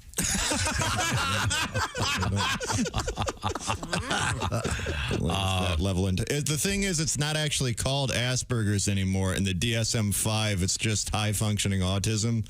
Like, I put a joke about it online, and somebody replied to me. They said, you can't use that word anymore. It's politically incorrect. It's a slur. So I replied, shut up, Asperger's. If it's a slur, I have it. That makes it my word. Yeah. I'm going to keep saying Asperger, and I'm going to put the hard R at the end of it, too. What is the phrase? On the spectrum? Yes. Yes. Okay. Well, that's, you know. Yeah, I never liked that one. It sounds like a roller coaster. Yeah. Yeah. Here at Cedar Point, did you ride the spectrum? It was awesome. Yeah, it was great. I think of rainbow. Yeah. No, but that's well, that's a different thing. Okay. Whoosh. You guys are buddies, though, right? You and Dave? Oh, yeah. Yeah, we met 20 years ago. Literally 20 years ago. When he got in my car and kept reading signs.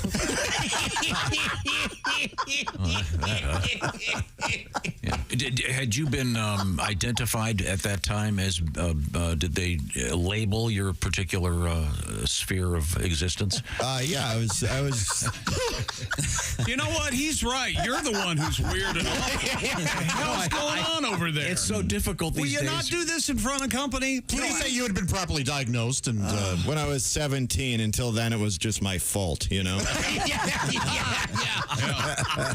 I'm from that generation. Okay, you know what I'm saying, though. It's just awkward. Yeah.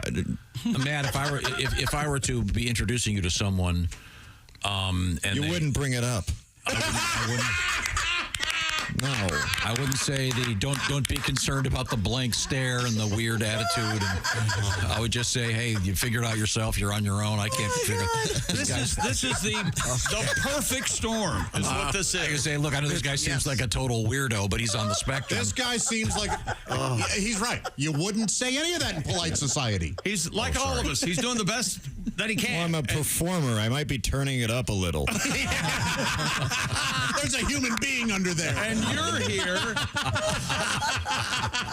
I blame Lando. You knew all this would happen. You're smiling over there, Dave. Yeah, look at him. She climbed up on the bus, said that I'll do just about anything that you'd want me to. I got tickets to your show from the radio. They were free. I said, you got the wrong bus. She said, I know who you are. You're that rockabilly country singing superstar. And I thought that you might like to have a little bit of company. I said, maybe 20 years ago, in a different place, in a darker room with a prettier face. But there's just way too many fish in the sea, and getting caught with a whale would be the end of me. Don't cry, this can't be the first time you've been dissed. Oh, no. I got brunettes and blondes and red-headed girls, and they'll be dropping by soon, rocking my world. Turn around and go, you ain't on my list. See, only the best-looking tuna gets to be Star Kid. You could do a commercial for your business, for your product, whatever it is, live on the air with us. We'll do a jingle with you. It's going to be a lot of fun. Check the stuff on the line up. Sorry, Josh, I'm turning into you. It's the Bob and Tom Show. As you can hear, we're getting jiggy with it. These kids out there, they're always getting jiggy with it. They won't stop. Christy's here, Pat Godwin. As you can hear, that's Willie G. Sorry to cut in. No, you're good, man. We're celebrating your birthday today. And I'm Josh, and there's Tom. Having fun, aren't we, Tommy boy? We're having a good time, yeah. Now, we have Christy Lee at her post. She's at the Silac Insurance News Desk, where things are always happening. What's happening right now? Well, a mountain resort in China is installing massive escalators to provide a painless hiking experience for their visitors. Really? You know what? I kind of like this. I think it's people are going to say these people are lazy. It just makes the outdoors more accessible. I'm a pretty big fan of this. According to the South China Morning Post, it typically takes about 2 hours to climb the thousands of steps to reach the summit of the nearly 5,000-foot tall mountain at the Lingshan Scenic Area. Construction has been underway to add a series of outdoor escalators to the mountain to help climbers reach the top. They're expected to open in May. Okay, I'm looking at this thing. That's a lot of steps. It's gigantic. It's an eyesore among other things. Thousands of steps. If you're not putting it on the pyramid. It's a mountain. People want to go outside. It's going to help people get outside. Who's going to love this? Who? The goats. Oh, man. And the Rams. They're going to be so happy. I'll tell you, if it's anything like the escalator at the mall where I go, that's more or less a metal stairway. You know the one I'm talking about, Christy? Yeah, they have a permanent not working sign on that one. Yes. Yeah. Keystone right by the movie theater. Yeah, that's the one. Yeah. Yeah. Oh. Yeah, we're talking to you, Keystone. Whatever brand that is, hey, get a new one, will you? We've spent enough money there. I've spent enough money in that place. You can get a new escalator. Yeah, this is really the ultimate in lazy tourism. Well, there is something to be said for the trek itself being part of the whole experience. Yeah. But for those who would have trouble with that, and admittedly, 2 hours worth of stairs? That is a lot. I mean, your quads are going to be so mad. Yeah. Well, they probably need it for the people that have a heart attack halfway up and they have to get them down. Oh, you know that happens. Yeah, so how does this work? Do they go, is there stairways up and It looks like, stairway down? judging from this photograph, it looks like there is an escalator that is, whatever, 200 feet, then there's another one, then another one. Right. They can't have one belt that goes all the way up. Yeah. And I imagine the stairs are similar. There are platforms where you can rest and take in some scenic view. But there should be a slide on the way down, right? Oh, that'd be fun. Yeah, we slide. Oh, that'd be great. 'Cause by the time you hit, you'd be going 80 miles an hour at the end, and there'd be death. Have you heard about these new indoor slide parks? That's the new thing. Well, is there one near us? Because I have to go. Yes, it just opened out. Yeah, I'll tell you about it. Do you sit on a burlap sack? I don't know. I haven't heard. I just know there are a bunch of slides in this indoor park. I was on one of those and I sat on my sack. Oh, man. Yeah, no more kids for me. I don't know. I mean, you've got the Great Wall of China. The Great Escalator of China doesn't really, I don't know. Yeah, it's the same. Sound so fancy. You're against it. I don't know. I mean, you make sure your shoes are tied, don't you? How can... my concern would be that it would just constantly break down because it's outside. Yeah, but that's... Well... It's not covered? Even if it's covered, it's going to get a lot of moisture. It's not covered. Yeah. Oh, my. You know what? Now that I'm seeing this, it does look kind of like the end of the world a little bit. It looks like the park in WALL-E. Yeah, it looks like a roller coaster. It does. It looks like a roller coaster. Oh. But you can see how long it is. It sort of looks like the Great Wall of China. Is the old walking trail that little rickety thing that's just to the left of the mountain? If that's the case... That looks like more escalator. If that's the alternative, then let's all take the escalator. Yeah, for sure. That looks so It looks like a thin scaffolding along the rock. Yes. Man, I feel like they went from 1 to 10 here. They could have just got a regular staircase before they got this escalator. There's a staircase in the middle between the two. But Willie's talking about that thing against the rock. Yeah. It looks like, it's like 3 2x4s. It does. And some nails that may or may not be sticking into the rock. I would not want to climb that. Imagine building that. That's what I look at. Yeah, I wonder if the local Sherpas will sabotage. Do they have Sherpas in China? Oh, well, they probably import them. Talk about an outdoor mall, by the way. Okay. What else is happening, Christy? How would you like to become a first-time parent at the age of nearly 100? 100? I think I have the record for that in this room. Pretty much. That has happened to a pair of nearly 100-year-old Galapagos tortoises at the Philadelphia Zoo. The zoo overjoyed at the arrivals of the 4 hatchlings, a first time in its more than 150-year history. The baby tortoises are the offspring of female mommy and male abrazo, the zoo's 2 oldest residents. Now, in turtle years, though, isn't 100 like 10? I don't know. Well, I think especially they get to be 300 these Galapagos. Do they get to be that old? I don't mean to take away from the miracle that is turtle birth. How long? At 100. How long is this lady turtle in labor? I don't know. Well, she had eggs. Well, they got to spit out the egg. I mean, it must take some time. The zoo planning a public debut of the hatchlings on April 23rd, as well as a naming I bet contest. they're cute. Boy. Poor little turtles. You ever seen a baby sea turtle? Yeah. Even a cartoon one. You're like, the world is wonderful. Cute, yeah. Yeah. What are they going to? It's in Philly, right? And they're going to let the city name it. Hey, everybody, come meet Cheese Whiz and Wawa. These things are cute. Pat, you're the Philly guy. Don't look at me like that's mean. So offensive to Philadelphians. It's Philly. They're not going to name it. They're going to kill them. I'm going to throw it at Santa Claus. Hey, let me throw those in an umpire. Thank you very much. Santa Claus. That's right. They pelted Santa. They did? Yes. With batteries or snowballs? Yes. Batteries in the snowball. What's going on in your town there? Don't you put me on the naughty list. That's Northeast Philly. That's my people. I'm not kidding. Authorities in Washington State arrested a man accused of abducting his ex-girlfriend's pet chicken. The Kitsap Sheriff's Department said the victim reported her former boyfriend invaded her home in unincorporated Port Orchard and stole her chicken. Responding deputies found the suspect still clutching the bird while hiding in the woods. This is why Port Orchard can't get incorporated. Stuff like this. Oh, yeah. Every year, and then... My God. He was arrested on charges of residential burglary and violating an order of protection. The chicken, named Polly, was returned unharmed to her owner. Where he's going, he'll be choking his own chicken, I think, for quite some time between bouts of non-consensual sodomy. It was already implied. It's too early. No, I needed to hear it. You wanted to hear it? Oh, excuse me. Hey, the chicken was ironically abducted. See, it's not a duck. It's a chicken. Oh, no. The horror. Wait a minute. I'm wondering how much he genuinely loved that. Are you doing Joseph Conrad jokes over there? Yeah, he was. You got your guitar out. Why? I love to steal my chicken, the pet chicken thing. Right. Yeah, the girlfriend's chicken. Do we have time to do something? Yeah, please. When we come back, let's do it, okay? I thought so. That's why I put it away. Okay, thank you very much.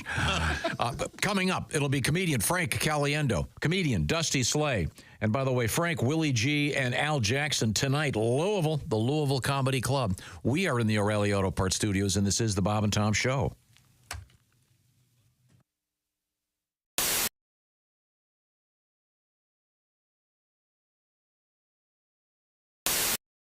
You do a couple of impressions, and we were wondering if you would do, this is a pretty obscure one, John MacGyver. Now, he's known for some work in Disney films. And I think it was in like the Doris Day show on TV or something like that. I think so. He was the guy, the reverend or preacher or whatever, that got beaten up by by Joe Buck, not the sports. In Midnight Cowboy? In Midnight Cowboy. And maybe your vocal impression will bring back the memory to some of our listeners. Yes. They see right now, everyone's going, quick, honey, he's going to do the John MacGyver imitation. Quick, gather around the radio, kids. Oh, yeah, I know who that guy was. Everything in this company must be done according to schedule. We will have no slackers here, sir.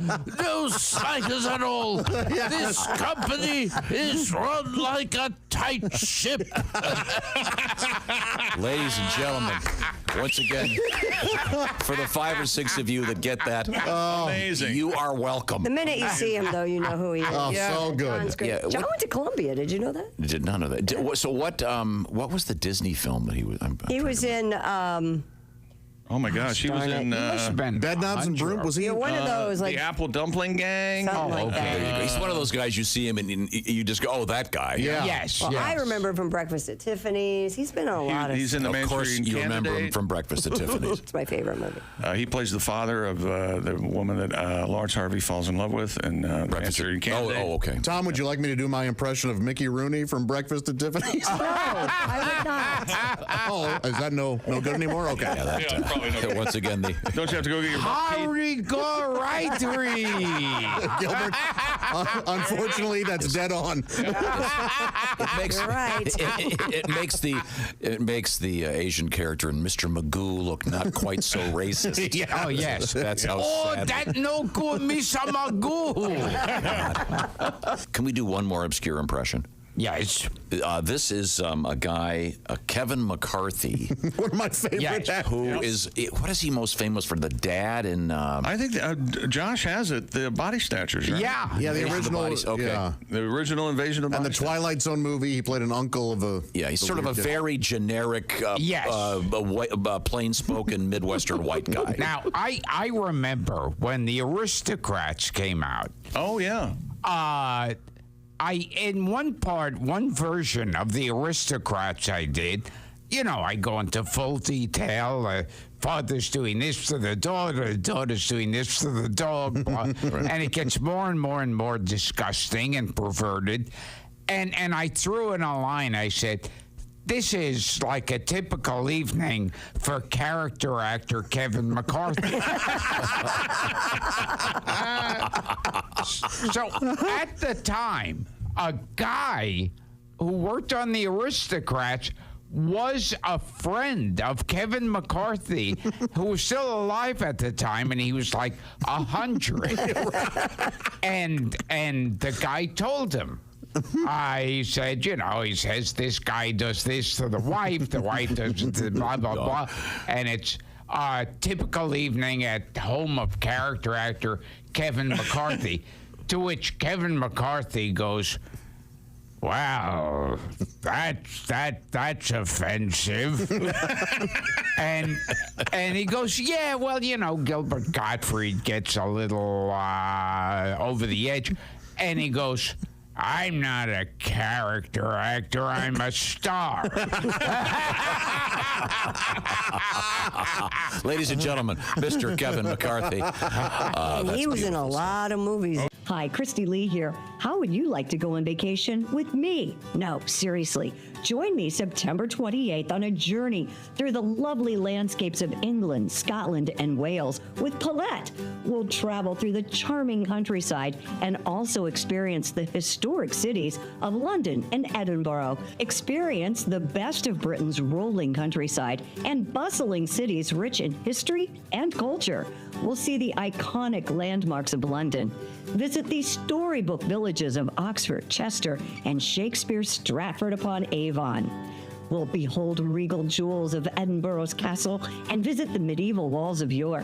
This and so much more. The best part? Paulette makes travel easy, including flights, meals, hotels, sightseeing, and local experiences. It's all planned for you. You can just sit back and have the time of your life.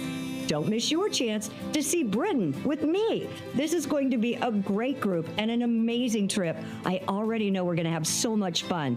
Call Colette at 800-581-8942 or visit bobandtom.com to learn more. Don't miss out. Call Colette at 800-581-8942.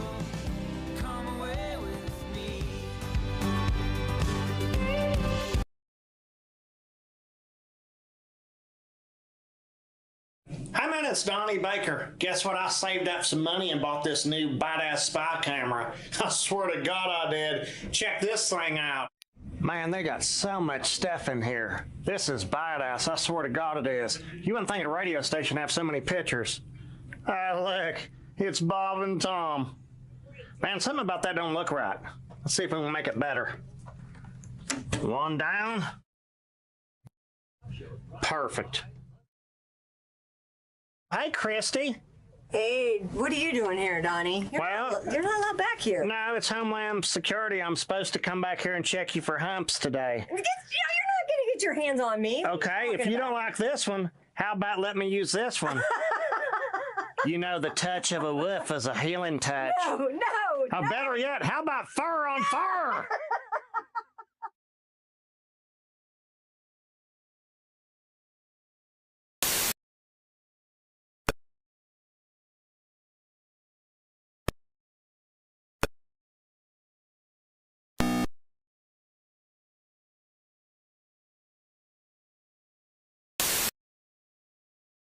Get all the details at Q95.com.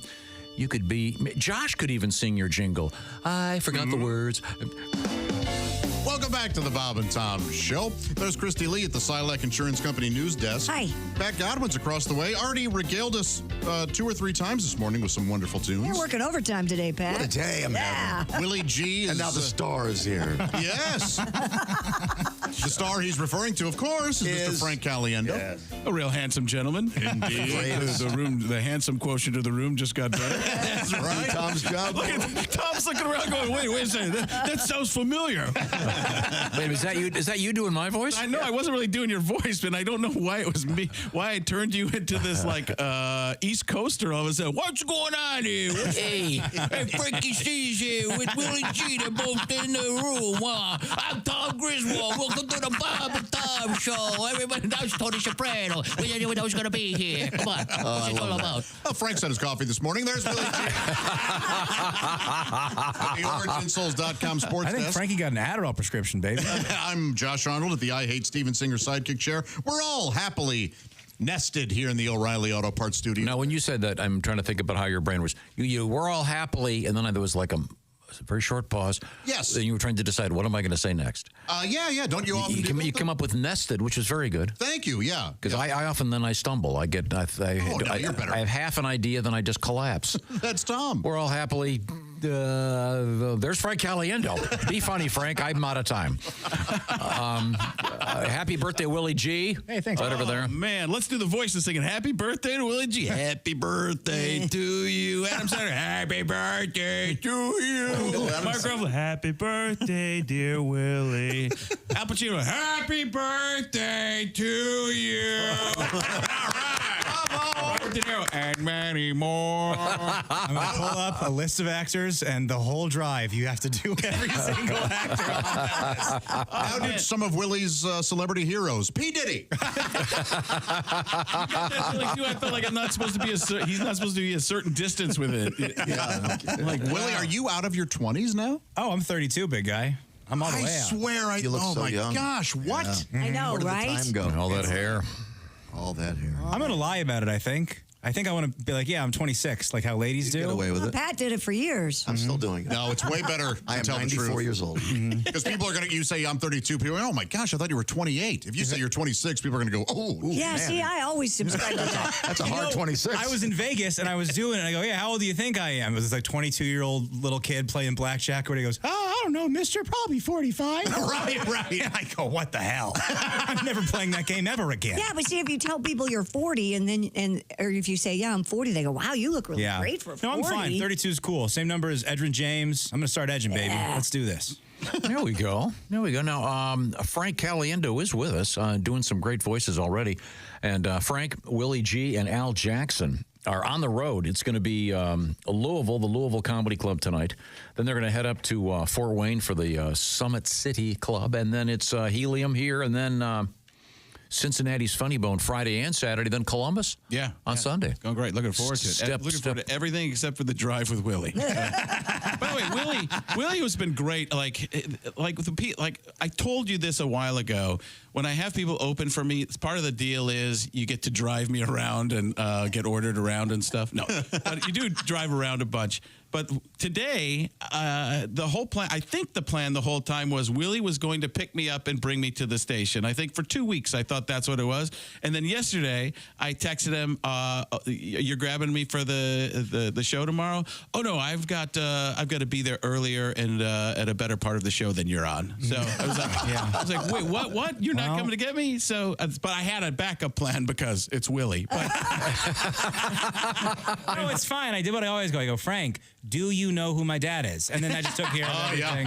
Yeah, that works. I did say, are you taking me to Bob and Dad tomorrow? That's right. The Bob and Dad show. I like that very much. Yeah. Bob and Pop. Bob and Pop is better. Thank you. I was right there, Frank. Give me more coffee. I could be so much better. Bob and Pop. Well, Frank, we're to give you time to think because we're going to make Pat do something again.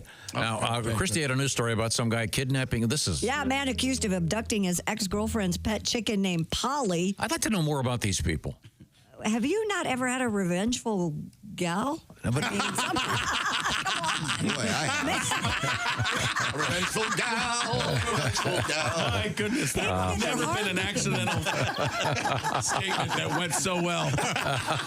And you had the Josh Arnold pause in there. Yeah, the all-new Josh Arnold pause, which is, I don't know where I'm going. Pause. Think. Bing, I got this one. Accidental gal. No, we used to call that bushification, man. Try to figure out what comes. You know, people do weird things when their heart's broken. This guy barely wanted to steal her chicken. But I mean, these people have. I want to know more about their lives. She has a pet chicken, and apparently really cares about it. If the guy goes, I got to take that. Right, exactly. Maybe it was like a custody battle. Maybe. People love their they love their animals. They must love like a dog. That chicken, by the way, was returned unharmed to her owner, and the guy was found in the woods still clutching the chicken. Gosh. He's been arrested. Wow. It's got to be tough being a guy found in the woods. You know, you think you found a good enough Things tree. haven't gone great. You're getting tased holding a chicken. You're in unincorporated whatever it was, Portland County. Yeah, it just sounds like an interesting bunch of folks. And here's John Gruden as a chicken. Bark, bark, bark, bark, bark, bark. Oh, it's George Bush as it. Bark, bark, bark, bark. That was very good. I was trying to think. What's Gruden? I tell you what, man. Bark, bark, bark. Now wait a second. I want to know. To do voices randomly for Tom. How about this one? How about William Shatner as a chicken? But. But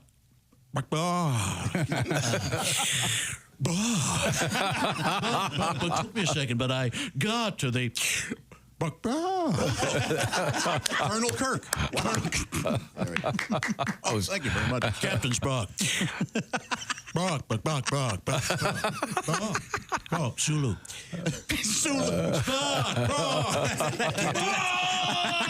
You can't do Sulu, can you? No, we can't. Now, Pat, you said you have a chicken song for us?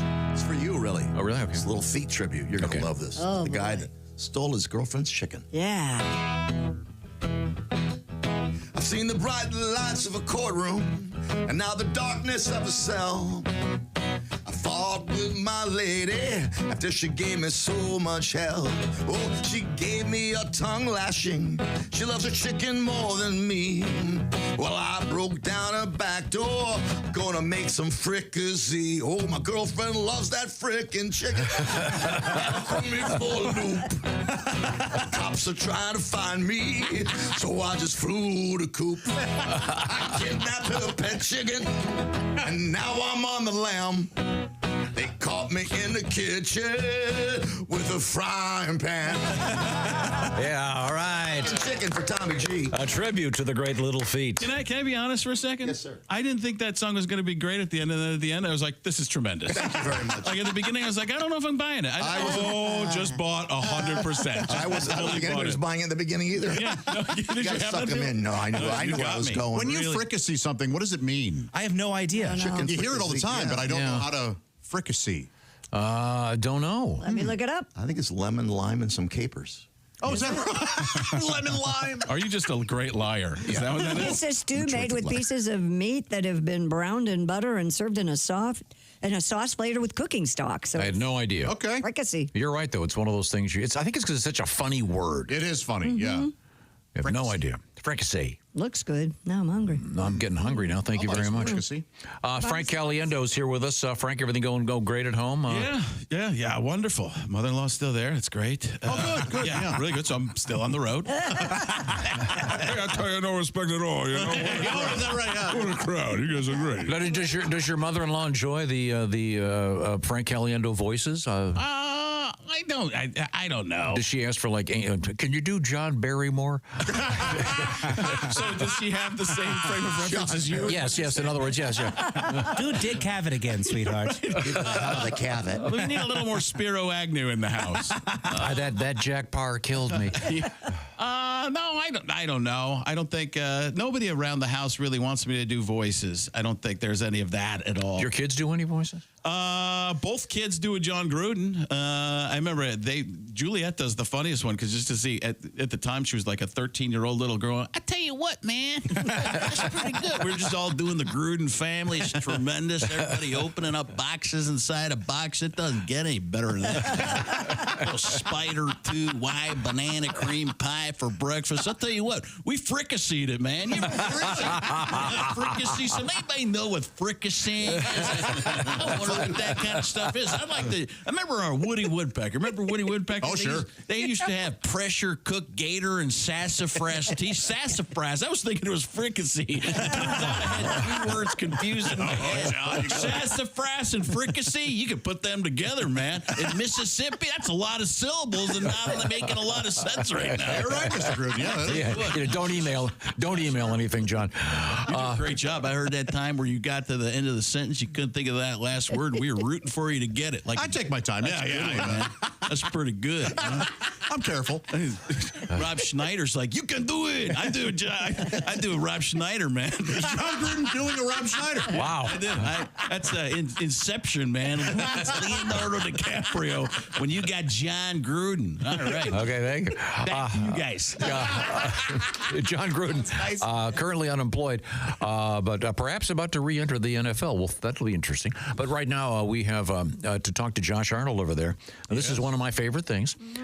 Josh doing professional radio. Everybody get ready. This involves one of our favorites, the Orange Insoles people. Go ahead. No, I know his criticisms. Yes. Smack of jealousy. Yeah. So I'm unfazed. If you have if you have back pain, hip pain, or knee pain, it affects your daily routine, doesn't it, my friends? Oh, yeah. Well, you don't need that. I'm telling you what's happening. Those liners in your shoes, too thin, too flimsy, offering zero support, Pat Godwin. Which I'm offering right now, zero support for That's you. exactly right. I have support for Will you. you stop being a flimsy liner and start being an orange insole? Yeah. I'm going to be more supportive from now on. Okay, thank you. Orange insoles, boy, they offer arch support, deep heel cups that work better in your shoes to help support your body and give you better alignment. If you're working on your feet all day, you're putting stress on your bones and your musculature. And your muscular shirt. Musculature. Oh, musculature. Okay. Worcestershire cities, man. Sassafras. Mr. Gruden, we're not paying you for an orange insoles ad. I'll tell you what, man. I can hold my breath and almost turn orange, man. Oh, he's the color of a basketball. Find the right fit for you and whatever shoe you wear with their insole quiz. You just get on there, you let them know if you're wearing work boots or sneakers or dress shoes or running shoes or your wife's shoes. You name it. There's an orange insole for you. That first question is easy. Do you have feet? Yes. Yeah. Most do. Kind of important. It's not all. A lot of comedy there, isn't there? Keep going. Amputee humor, man. No cutting required. Well, I was starting to take a picture of the train. Sorry.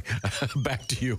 These insoles are true to size, and they have sizes 15 plus. Go to orangeinsoles.com today for free shipping. Plus, Orange Insoles come with a 60-day We Want You to Be Happy guarantee, so you have nothing to lose there except for that discomfort. That's orangeinsoles.com. Feel better. Do more. Oh, very good. Thank you very much, Josh. We're hanging out with Frank Caliendo, Willie G, and Frank, Willie, along with Al Jackson tonight. It's the Louisville Comedy Club, and then tomorrow it's going to be Fort Wayne, Indiana at Summit City. Thursday, Helium, and then Friday and Saturday, Cincinnati's Funny Bone and Liberty Township, and then Sunday, Columbus, Ohio, USA. We are in the O'Reilly Auto Parts Studios, and this is the Bob and Tom Show.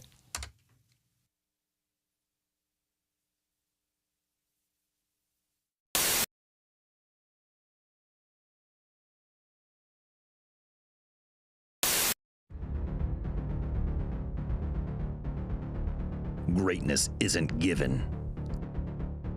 It's earned. It starts from the ground up with every step, every move, every moment.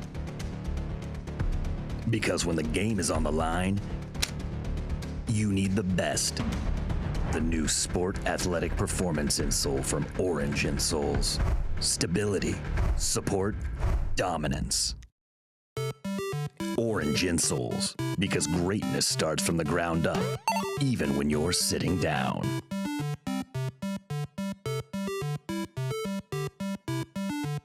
Okay. Hey, Peter. Hey, Bob. What are you doing out here? Same thing you're doing. Got a light? Oh, we are smoke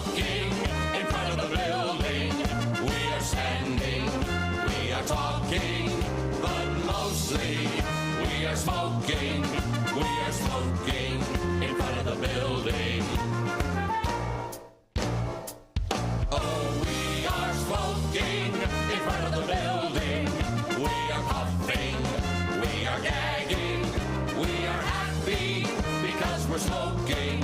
We are smoking in front of the building. Hacking, wheezing, barely breathing, choking, croaking. We love smoking. I met a girl from another office.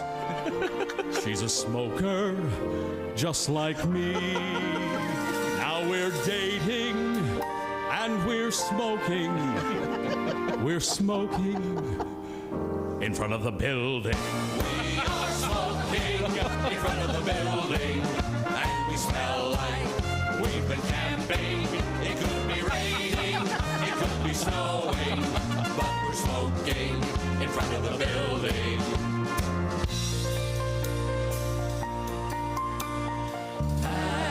Hacking, wheezing, barely breathing, choking, croaking. We love smoking. I never was a smoker until I looked outside. They were smoking while I was working. So now I'm smoking in front of the building. We are smoking in front of the building, and the ashtrays are overflowing. We are smoking instead of working. We are smoking in front of the building. We are smoking in front of the building. We are standing, we are talking, but mostly we are smoking. We are smoking in front of the building. Smoking in front of the building. Smoking.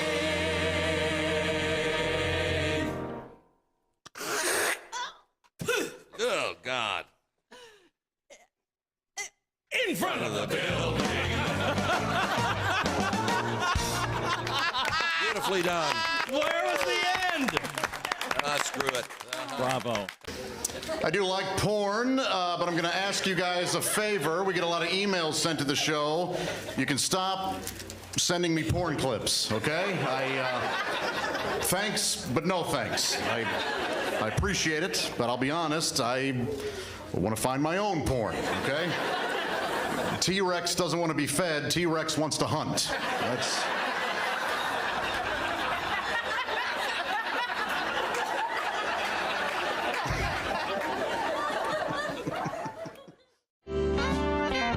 Just before we went back to air, we were talking with Theo. Theo threw a new word at me, and a new phrase.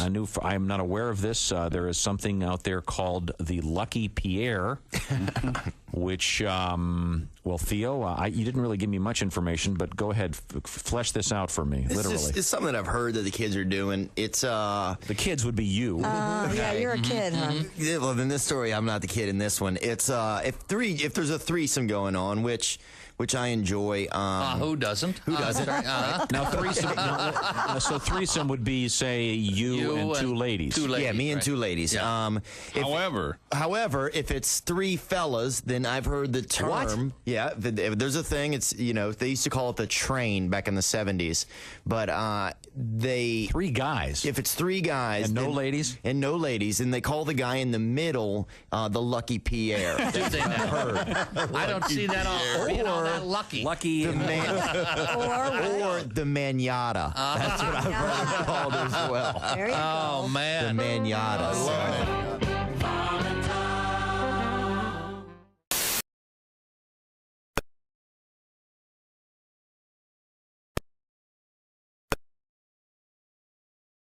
News desk. Howdy. Pat Godwin's in Musicians Row. Hello. Doing some great stuff this morning. There's Willie G sitting at the orangeinsoles.com sports desk today. Hey, man. And happy birthday to you, Willie. Thanks, Josh. Appreciate it, buddy. Very fun time. And I'm Josh Arnold at the IHateStevenSinger.com sidekick chair. Frank Caliendo joins us. My gosh, you rascal, you. Well, turn the mic off. A lot warmer if the mic's on. Not his fault. Yeah, they usually go on. Yeah, you're right. You know what? You're right, sir. Captain. Hey, we've all done that. We've all made mistakes. Speaking of mistakes, Tom Griswold, ladies and gentlemen. And now your mic's not on. That's because I was cursing you out. I'm a pro. I know when to turn the mic off. Now, I wanted to mention another show coming up. Saturday, April 19th at the Diamond Joe Casino in Northwood, Iowa. It's Willie G, Jeff Oskey, Josh Arnold, and Pat Godwin. Yeah. Tickets are now available at bobandtom.com. So there you go. That's one of the great shows. Plus, we got Frank Caliendo on tour. Details on that coming up. But right now, let's check in with Christy Lee at the Silac Insurance News Desk. Scientists say a day on Uranus just got 28 seconds longer. Really? Why? A French-led team studied a decade's worth of observations from the Hubble Space Telescope, Josh, and they discovered that Uranus takes 17 hours, 14 minutes, and 52 seconds to complete a full rotation. Sure The total is 28 seconds longer than estimates by NASA's Voyager 2 spacecraft back in the 1980s. You ever spend 28 seconds playing with Uranus? That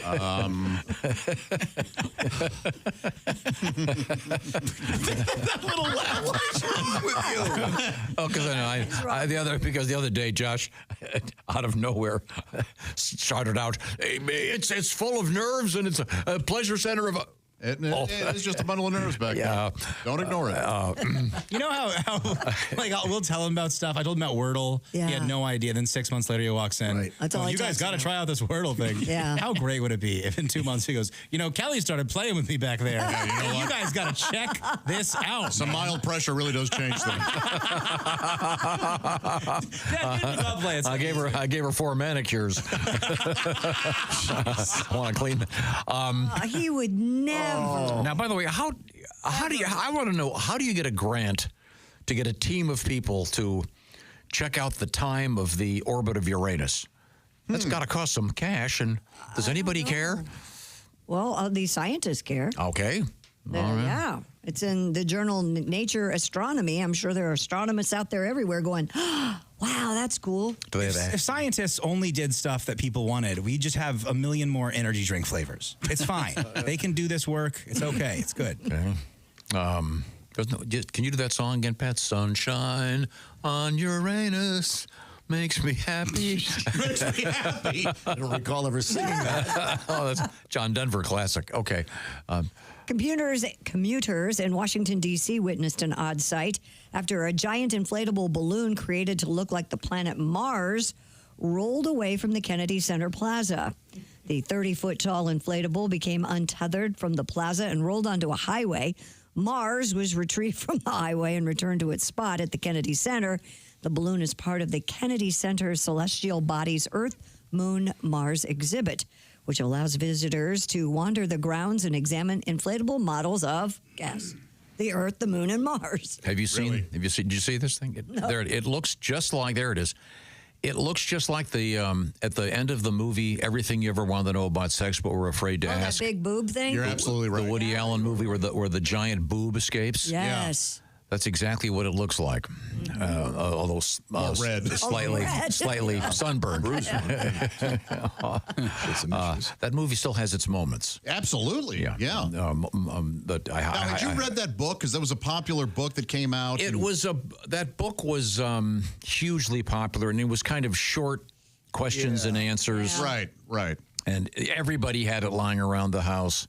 It was. I wonder if you have to be able to still get a copy of that. Oh, sure. I wonder how quaint it feels today, if at all. It had some solid science. Yeah, right. And biology, and put what your thingy goes in there, and stuff that would be very helpful. It's like I'm getting the talk all over again. Did you ever get the talk, Willie? Not from him. No. What's he gonna do? What's he going to tell me about the talk? This is only for procreation. Do as much as you can. What's it called? Preppy style or whatever? What do you call that? Ivy League style. Ivy League style, yes. Leave your shoes on. Just drop trow. Just pants at the bottom of Yeah. Look at Lincoln shaking my penny loafers.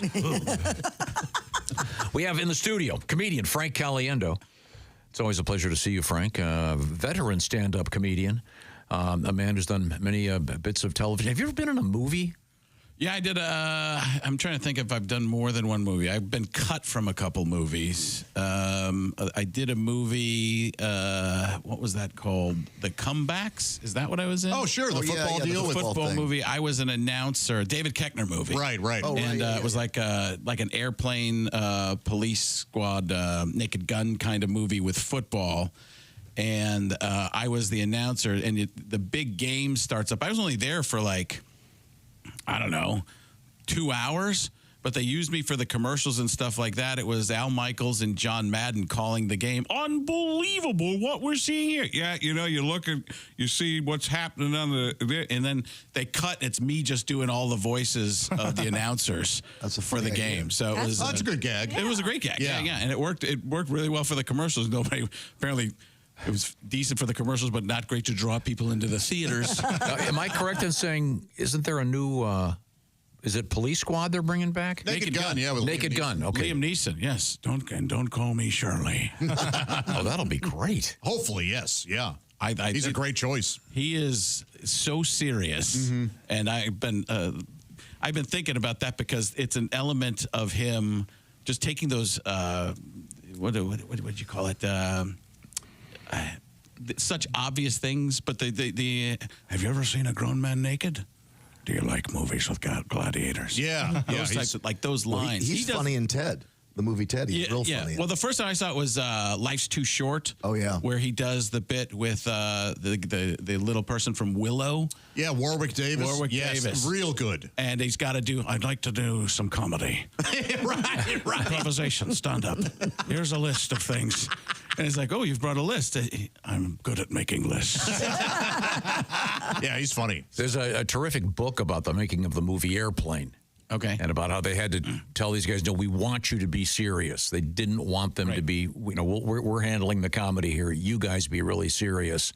So they've got Lloyd Bridges being totally serious the whole time. I'm looking forward to it. That's a great element of comedy. When you play things over the top so seriously that you don't know the comedy's going on, when such silliness is. I think the people that wrote that, and correct me if I'm wrong, somebody can Google it, but I think they were from Wisconsin. I think some of the people from that group, and one of the guys who bounced out of there, it created Comedy Sports. I think it was Dick Chudnow. So there was a whole, because they did Kentucky Fried Movie. I saw that was great.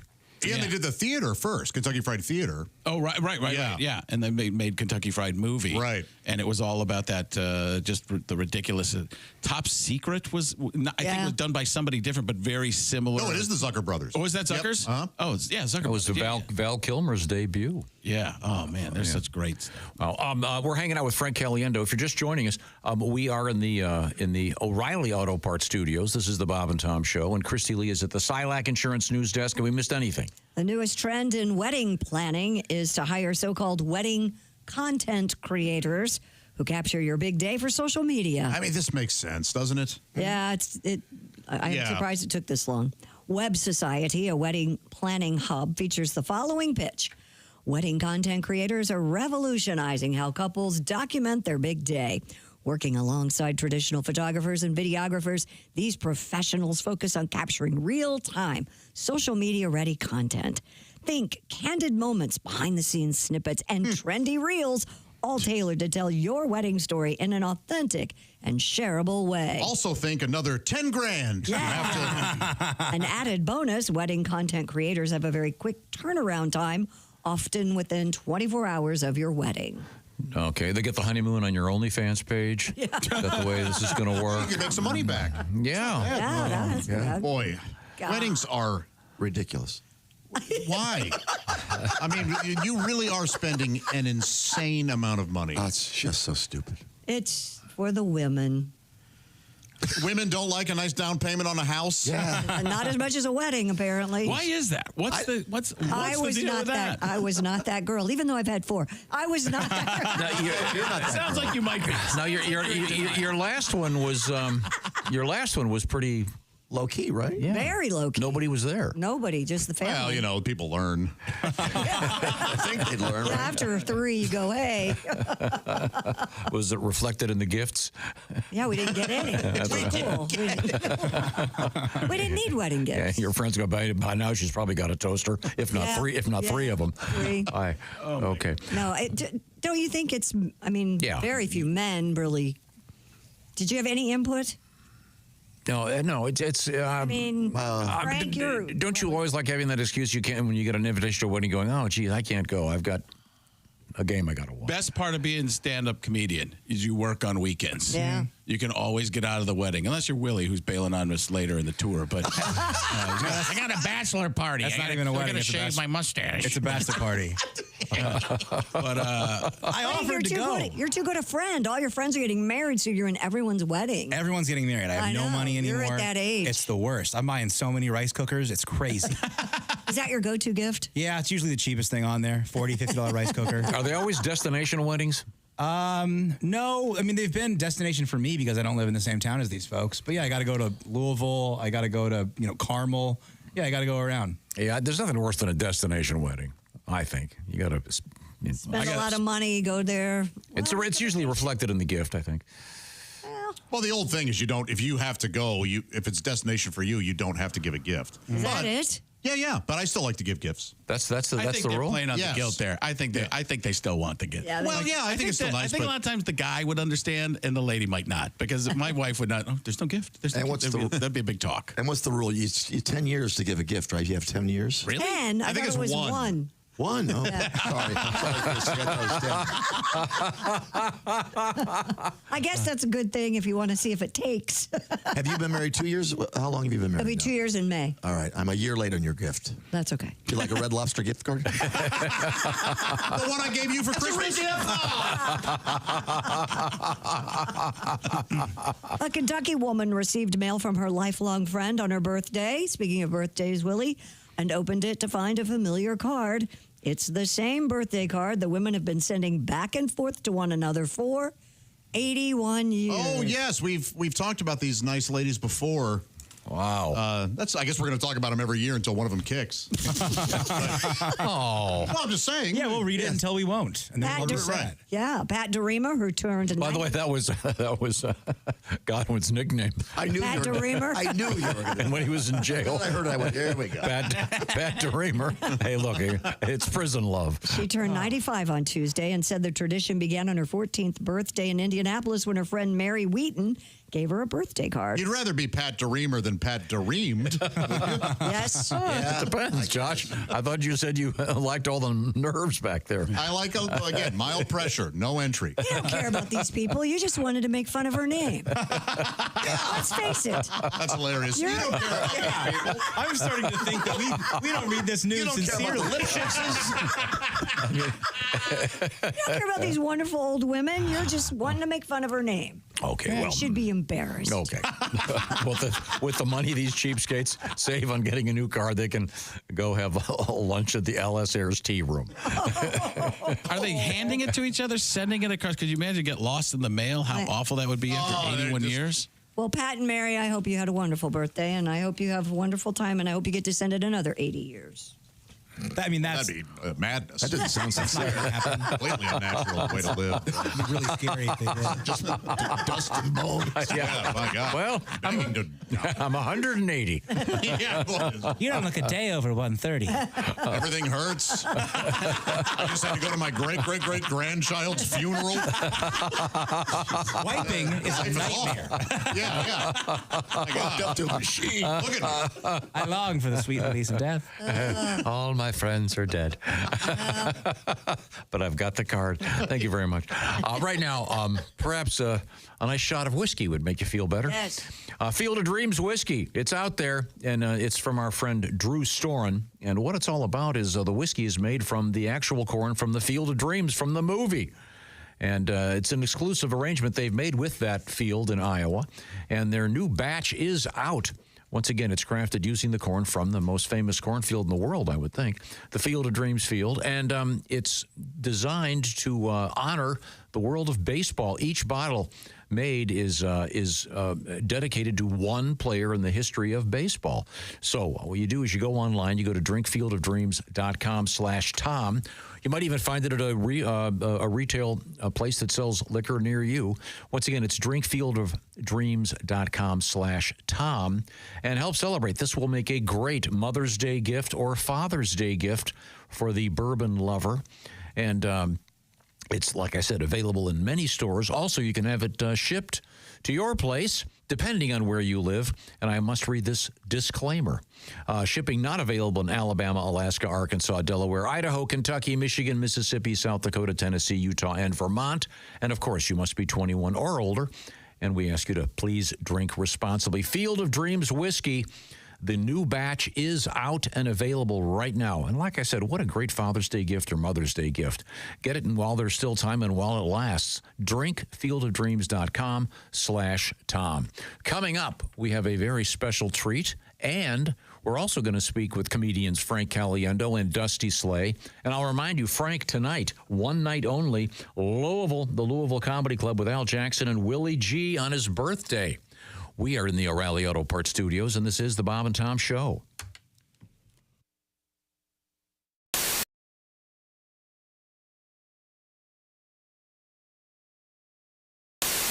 Hi, Christy Lee here. How would you like to go on vacation with me? No, seriously. Join me September 28th on a journey through the lovely landscapes of England, Scotland, and Wales with Paulette.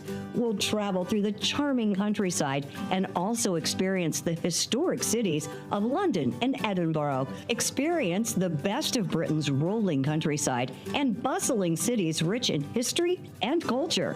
We'll see the iconic landmarks of London. Visit the storybook villages of Oxford, Chester, and Shakespeare's Stratford-upon-Avon.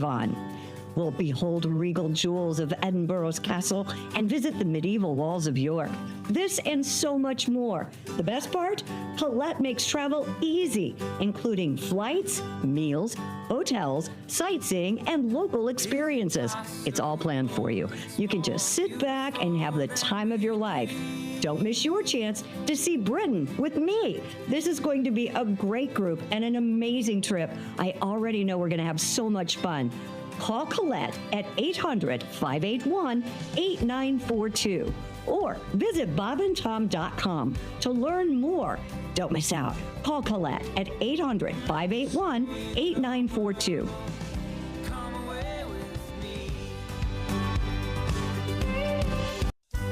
You know, here at Charlie's Tavern, I stay mighty busy making drinks, but the phone, it never stops ringing.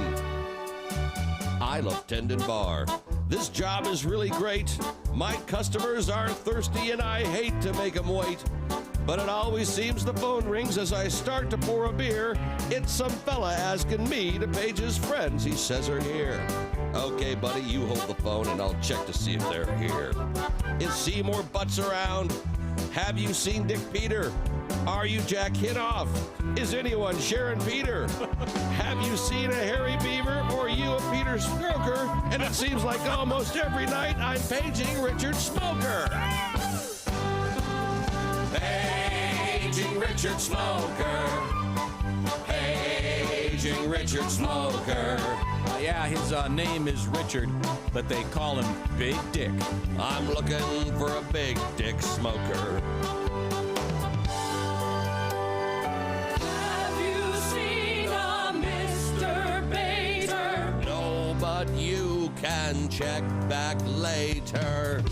Could you find a hairy ballsack? Not right now, you'll have to call back. Fill the crackhead if you please. He's among the absentees. Do you know Ivana Wiener? Sorry, no, I haven't seen her.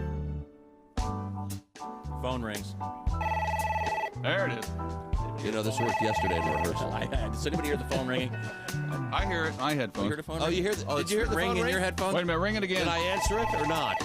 Oh, there it is. There it is. Oh, wait, I just heard it. Hello, Charlie's Tavern. Yeah, I was wondering. Hello, Charlie's Tavern. I'm sorry, I can't hear. There's someone Speak up, damn it. clearing their throat in my Hello, mic. Charlie's Tavern. What's the matter? Is it noisy in there? Yeah. I was hoping you could page somebody for me. Sure, who are you looking for? I'm trying to find a Mr. Padasso. His first name is Stuart, but they call him Stu. Stu Padasso? That's right. All right, hold on. Excuse me, everybody. Hey, is there a Stu Padasso here? Right here. Does anyone know fella, stupid asshole? He's over there. I see him. I'm sorry. Someone said he just left with Haywood. Haywood who? Haywood Jablomi.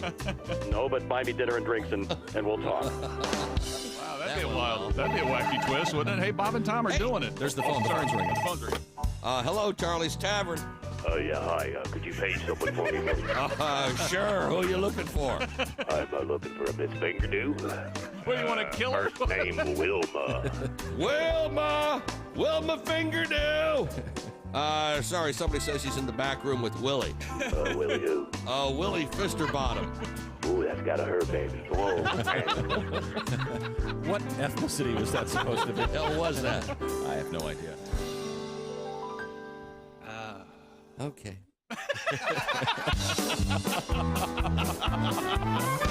They call here several times a night, and it's always the same. He asks me if I'll page his friend, and then he says their name. Hey, is BJ Hunter there? Can you find a Peter Wanker? I'm looking for Amanda Kiss. Have you seen Woody Spanker? Paging Richard Smoker. Paging Richard Smoker. Yeah, his name is Richard, but we call him Big Dick. I'm looking for a big dick smoker. Really? My song is nearly over now, so I'll cut to the quick. Who knew there were so many guys named Peter, Rod, and Dick? And if you see somebody, or if you need somebody, Paige, let me be quite blunt. Uh-oh. I'll try my best to find him, or my name's not Michael Hunt. Paging Richard Smoker. Paging Richard Smoker. Yeah, his name is Richard, but they call him Big Dick. I'm looking for a big dick smoker. Paging Richard Smoker. Is Mike Hunt here? Jeez. Paging Michael Hunt. It's not on the script.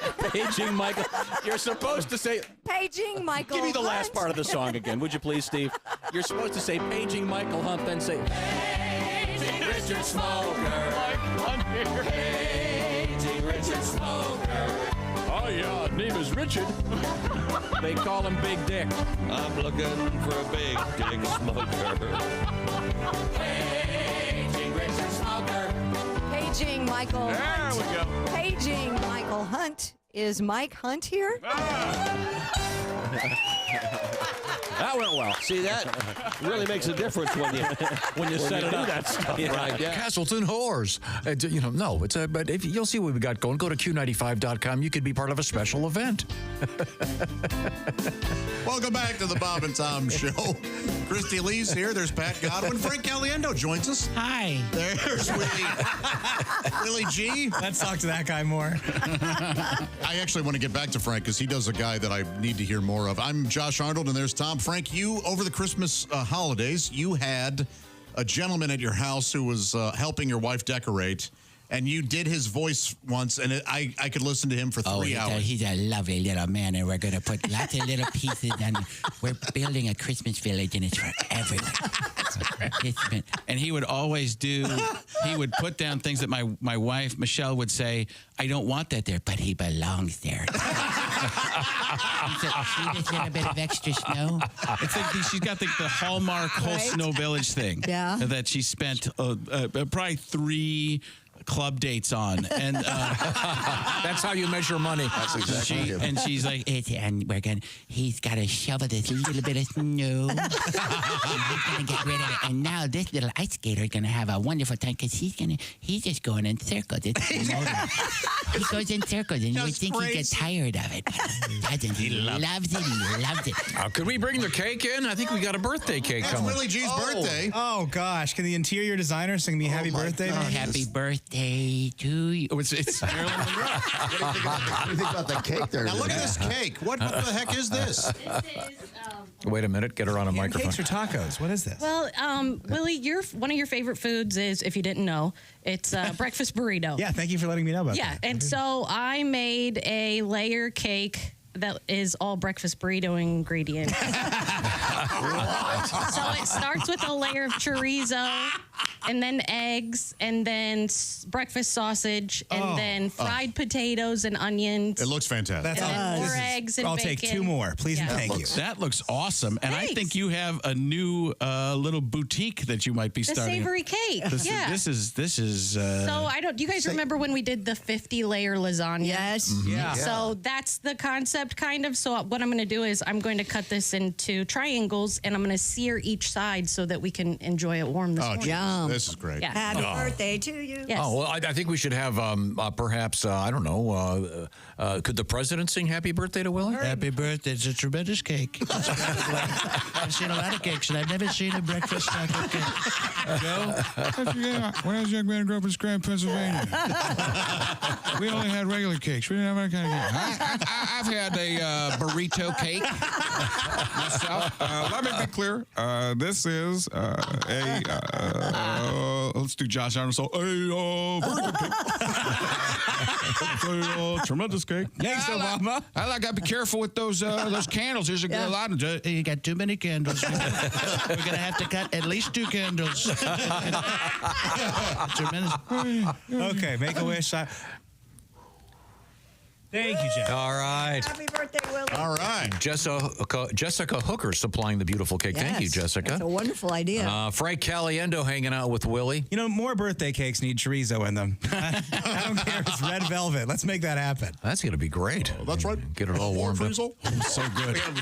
I had to show you how Obama's really done. Listen, I understand. I've been around other impressionists like you. Michelle would never eat that cake. She hates fat people. He's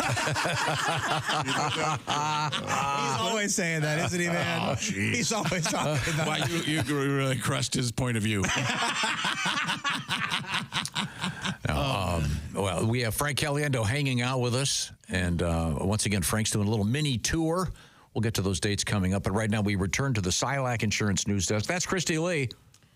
Georgia police have arrested a man who claims that his name is Speedy Gonzalez. I hope it is. Investigators say Mr. Gonzalez is believed to be responsible for thefts at several Walmart stores across North Georgia that totaled more than $20,000. Whoa. WSB TV reports the Spring break. That reports that the 40-year-old was taken into custody on charges of theft. It's actually silent but TV. Thank you. That's what I was thinking. Everything is closed caption.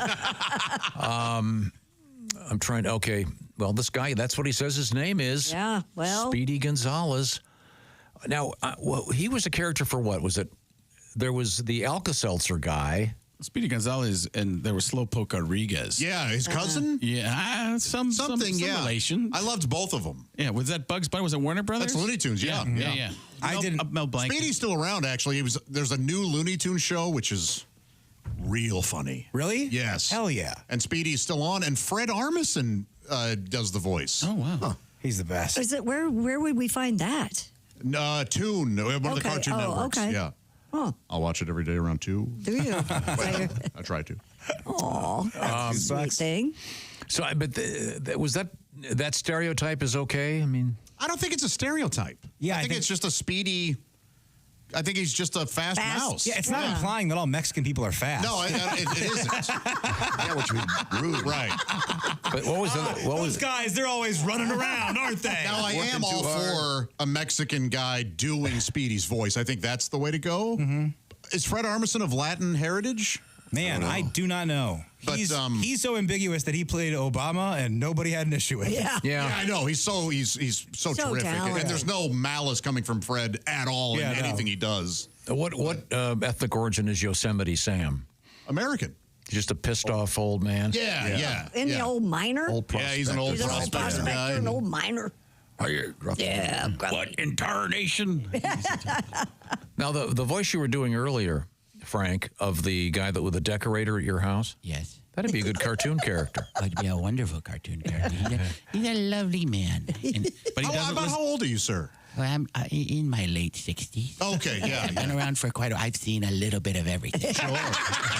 I've seen people try to put the ice skater on the right side of the spillage. You know. An awful place. Doesn't belong there. No. Do you have any other side hustles? I have dabbled in a few different things. I do home gardening as well. Some of my neighbors had seen me gardening, and they were like, "Will you come to my house and help me out? Because I'm having trouble growing my tomatoes." And I was like, I grow the most wonderful little red tomatoes. I bet. And I grow them next to the greenest of beans. The green giant has nothing on me. That big old angry man. Will you be working at the Caliendos again this year, do you think? Oh, I have not been invited back. Had a little bit of an incident. Oh, boy. I built a storage container, and it took up most of the garage. Uh-oh. That'll happen. It wasn't... They didn't appreciate it. When you can't park the car in the garage because there's no good. But you're taking Frank's side. I've got to protect the village. So everything Game of Thrones, I was like one of them. So the Snow Village gets put away then. It does in a different spot than what I had built. They took absolutely no information that they gave me, and I did not utilize any of it. I built whatever I wanted to against their will. Charged a hefty sum. Now, do you live alone? I live with my mother. I have no doubt. She's more like a little bit more masculine version of me. Okay. What was your name? What was your name again? I'm sorry.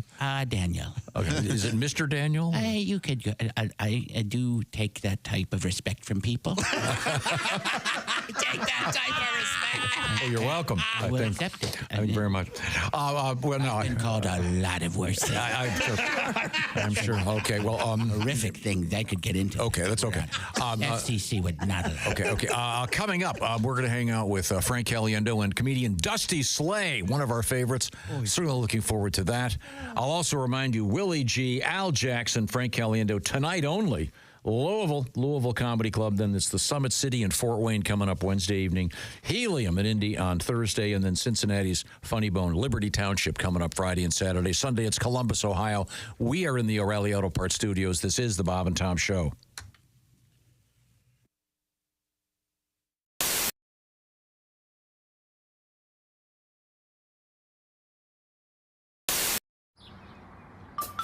Is that Chick McGee? Why, it sure is. Chick McGee, who knows that an annuity from the folks at Silac Insurance Company means a retirement check in his mailbox every month. Chick works on perfecting his mailbox opening technique. Easy, Mr. McGee. Don't blow that elbow out. Chick isn't quite retired yet. He's just practicing for it. Because one day, Mailbox McGee will be taking his retirement the easy way. SILACINS.com. Silac Insurance Company. Story out of Japan. You about a product that they sell. They're called panty scrunchies. Right. Here's the story. It's in Japanese. Apparently, it's pantsu sushu or shushu, SHU, which translates, according to this news account, as panty scrunchies. They're tiny panties that, when tied, they turn into scrunchies. And according to this, they're just over $6 American. And I looked at those online, and I think I said even back a couple weeks ago, I go, well, that's just like every other pair of thongs in my drawer. You could just make any pair of So if you were in a pinch, a scrunchie. In a pinch, if you needed to have a ponytail holder, I could grab a pair of. And as I point out, you'd be like a slutty magician. All of a sudden, just a second, honey, I'm going to get a ponytail. You reach between your legs, woof, ta-da! You're the slutty magician. And these panties are very large. Yeah, these are bigger. No, these are not your panties. Can these I see them? These are mine, actually. These are yours? Yes. Are they? They have look you sexy. worn those? They look good. I have never worn those. Well, these would fall off. Yeah, they're one size fits all. Well, Thongs come one size fits all. They a lot. do? Yeah, they do. Unfortunately. Where do the legs go? These are confusing me. Oh, I see. Oh, I got it. Whoopsie. I got it. There we go. Never seen a pair? What's going Not on? like this. Not at this angle. Oh, I like those. They're very nice, aren't Yeah, they? yeah, They're quite comfortable, actually. Josh, these might fit you. These are quite roomy. Oh, hey. Set yourself up for that one, pal, didn't you? You want to try them on after I'm done putting them in Sure, my hair? I'm All right. game. You can have them if now, you'd you like. could make these into a jaunty beret. eBay, here I Now go. you're handing out panties to guests? All guests in the Bob and Tom show received monogram Bob and Tom panties. I do have Bob and Tom. I do have a Bob and Tom thong to in give you an here. idea, this is actually falling off my head. Oh, yeah. Well, you didn't scrunch it. Yeah, Well, you you're didn't, not making it a scrunchie. You're making it a beret. Look at That's this. totally different. I mean, there's room for seriously. There's room for a large woman. A 4-yoker in there. Okay, make these They're into a one size scrunchie. fits all. I can't help that. His head did kind of look like an ass cheek while it was sticking. Here, Christy Lee now has her my panties back. gosh. They're red, kind of frilly. Yeah, they're lace. They're reinforced in the red. appropriate areas Yeah, where there so- might be, All you do. Okay, is- now Christy's making a ponytail. Christy has lovely hair. Now you're gonna have to like double that thing over like 8 times. Right, Such that's big my panties. point. That's why the bigger ones, the smaller Japanese panties would work better. Okay. But you could still make this work. Okay, I don't even think you would know that those were panties. Would you know? No, Turn around, let's except see. for the smell. Except for the smell, you'd have no. Oh, wait a minute. Yeah, you would never know. I said they were clean, for God's I'm sake. sorry. They've never been worn. But yeah, doesn't it? It Yeah. just looks like a lace, a lace scrunchie. You would It does never. look nice. Yeah. So this is a little trick now. If you're doing the walk of shame, ladies, you can Well, if tie you're your hair back. or if you're anticipating the walk of shame. See, So this you is- have an extra pair of panties with you. Yeah. See, this is thinking ahead. So you pull your Or if you have explosive diarrhea. That's true as well. There we go. I think you're going to need a backup pair. Usually take your panties off. before Usually you women have, just carry them in their purse, Okay. but I guess you could do that. It's kind of cool. Good to know. Anybody could do it. And so she's right. Christy's right. Any panties will work. Well, almost. I don't know if granny panties would work. Oh, but true, The yeah, smaller, yeah. the little thong ones do. Well, good to know. That's a little. You should send that tip to Cosmo. You could send him the video. We have made a little video here of Christy putting on her panties on her I'm head. sure that was very exciting. So you need to use them as the hair tie before you use them as panties. I had it backwards. Yes, Tom. You don't use dirty panties as I a see. hair. Did anybody else just see Christy shake her hair out like Yeah, that? It was put pretty that in awesome. slow motion. It was pretty awesome. Yeah. Oh, Wow. When you become a Bob and Tom VIP member, you get more and less. Wait, what? Which one is it? More or less? It's both. VIP members get more stuff to hear and less commercials to not hear. So Bob and Tom VIP is a good deal? Yeah, more or less. Become a Bob and Tom VIP member. First step, click the link at bobandtom.com. We have Gianmarco Ceresi. Hello. How did I do? It's beautiful. It's beautiful. Now, where did you grow up? I grew up Maryland, Potomac, Maryland. Okay. Not in Italy? Darn it. I know. I'm much more Jewish than I am Italian. Just to get that out there. So what? So Dad was Italian. Dad's like a little Italian. Okay. Like a little, and Mom's just Jewish. And they gave me this name. And when my dad raised me, he acted like I was 100% Italian. Oh. And I did, the DNA, and it's I guess in like the 1930s, my great-grandpa Luigi, his real name, my great-grandpa Luigi, and my great-grandma Donkey Kong, they immigrated here. Little island of Nintendo. Nintendo. For a second, you thought it was real. You're like, you're Sicily, yes. So would they call you like John Carlos Sarasso? Sure, yeah. Oh, sorry. No, my dad, he was like, he was a fighter. He would, punch people, and they called him Crazy Ceresi. Oh. Okay. And that's how I know I'm different, because when I was in high school, people just called me Ceresi So Gazy. Oh. That's what I got. See, kids are so nice. Yeah. Hi, this is Pat Godwin from the Bob and Tom Show. Miss some of the show? You don't want to do that. Become a Bob and Tom VIP and subscribe to the audio and video podcasts. The Bob and Tom Show, on air, on app, and on demand.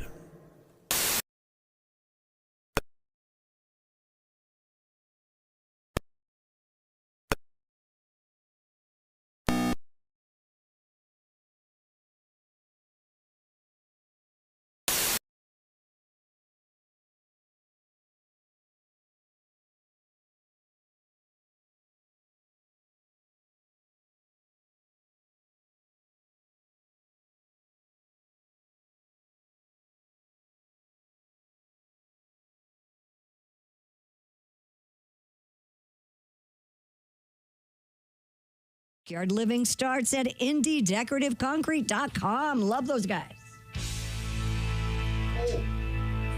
Hey, it's the Bob and Tom Show. We're here at the O'Reilly Auto Parts Studios. There's Christy Lee at the Silac Insurance Company news desk. Hi, Josh. There's Pat Godwin giving me the business. Hello, John. Willie G's birthday is today. Thanks, man. And so we've allowed him to sit at the orangeinsoles.com sports desk as your gift. Thank you very much. Make it work. I'm Josh Arnold of the I Hate Steven Singer sidekick chair, and Tom, one of our favorite people, has joined us this morning. Yeah, this is like a magic trick talking to Frank Caliendo. I also want to be that guy. The guy that goes, oh, come on, Frank. Come on. Do Morgan Freeman, Frank. Please, please. You are that guy. You're not that guy. Want to be that guy. Are. And that's when everyone in this room realized that's exactly who you were. Oh, we have another special guest. Do we have him ready to go on the satellite? Oh, look at that. Hey. It's the very handsome Dusty Slay. Hey, Dusty. Look at all that hair. Hey. I don't have a good Morgan Freeman impression, but I'm pumped to be here. Yeah. We're joined by the very fine comedian Dusty Slay. That is a good camera angle. Is it? No. I don't know. I don't know how to do this. So I don't know what's happening. It's funny because when you go to adjust it, your hands become gigantic. Yeah. Dusty Slay is a brilliant comedian. Do you know Frank? We've never met. Never. I know who Frank is. Never met Frank. I'm pumped to be here. And I know who Dusty. I see clips on the internet and stuff like that. And I believe you've been through Phoenix a few times. Yeah, quite a few times. So I know that Stand Up Live, I believe, or maybe the Tempe Improv, one of those. But awesome. Very nice to meet you. And I got in trouble for trying to lay down outside in Phoenix. Apparently, you're not allowed to lay down outside when you look like me. It could be very hot. Dusty Slay, great stand-up, on tour. Lots of spots coming up. In fact, coming up this Saturday, it's going to be San Luis Obispo at the Fremont Theater. Lots of other shows, including Colorado Springs, Modesto, Bakersfield. I notice you've got dates going all the way to December 12th, Dusty. I can't read them all. Working me hard. Yeah, but you got Green Bay, Elkhart, Columbus, Milwaukee, Madison, Bakersfield, Modesto. You're going to be everywhere. There's dates that you're telling me right now that I'm just learning for the first time. Yeah. What the hell? Yeah, I mean, nothing's better than late November in Green Bay. I know, that's my favorite time. Love to get up there and just run through the snow. Well, now, what's new in your life? Anything interesting happening? Lots of interesting things, but I don't know if anything's new. I'm just doing comedy. I'm having a good time. I just washed some jeans, which I don't do very often. Right. Nice. I don't like to wash my jeans because it messes them up if you put them in the dryer. So I hang them up, but I don't have a good place to hang them. So I hang them like in a place where I never go, and then I forget that I own the jeans. And then weeks go by, and then I find them. And I go, who hung jeans out here? And then they're all hard and wrinkled. Mildewed? Yeah. Do you hang them inside or outside? Well, it was a little cold, so I wanted to hang them in. I put them in the garage, and I go, where did all my jeans go? And then I find them, and there's little bits of paper on them, and I always wash my pants with a set list in there. I like that. Now, are you living? Who all is living in your abode at this point? Well, now it's me and my wife and my two kids. I have a daughter and a son. How old are they? Almost 4 and almost 2. Oh, that's great. Yeah, so we did the Grand Ole Opry this weekend, and I took them with me, and I want my kids to see me doing something, but I don't think they know what I'm up to. Yeah. They're like, what's he doing out there? Yeah, well, Frank can talk about that. My kids had no idea. And then I took a bunch of time off, and they didn't think. I started to go back out on the road just so my kids, I think this is kind of what you were saying, is just so my kids would realize that in the real world, you have to work and go do stuff. That if I didn't do that, I felt like I was setting a bad example. And I thought, these kids are getting the wrong idea of what life is all about. So I need to just fighting between mom and dad. And why don't you do anything? And now I'm doing Tom character voices. You know, I've really stepped it up. But it's getting back out and doing stuff, and my kids are kind of amazed to see me working. They're like, "Oh, you're back at it again." And they're in college, so they understand it. But I did really make a concerted effort to get out there and work in front of them and do something because I felt like they're not getting a glimpse of the real world. Right? Is there a point where you can actually impress them? If they, like, do they bring a friend by? Hey, my dad's Frank Caliendo. No, because Dusty's kids are so little that you're not going to unless you can. You do any impressions that'll impress a 4-year-old? No, I don't think so. I mean, this is the thing too. Even with TV, like it feels like it used to be. If you're on TV, it's impressive, but now because YouTube is on TV, they see me on there all the time. It's not even a big deal. I'm like, hey, I did the Tonight Show, and they're like, yeah, you're on the TV like you always are. I actually did. That was one of my things that I'd noticed early on in the internet. Was I did Letterman. I wanted to do Letterman my entire life. I finally got on it. People saw it and they're like, "Yeah, but what are you doing on YouTube?" I'm like, "This is TV. This is David Letterman. You care about? You want me to be on something that anybody can be on, just posting themselves? I don't understand entertainment anymore." Wow. Yeah. Now, Dusty, the best way to see comedy is live and in person, right?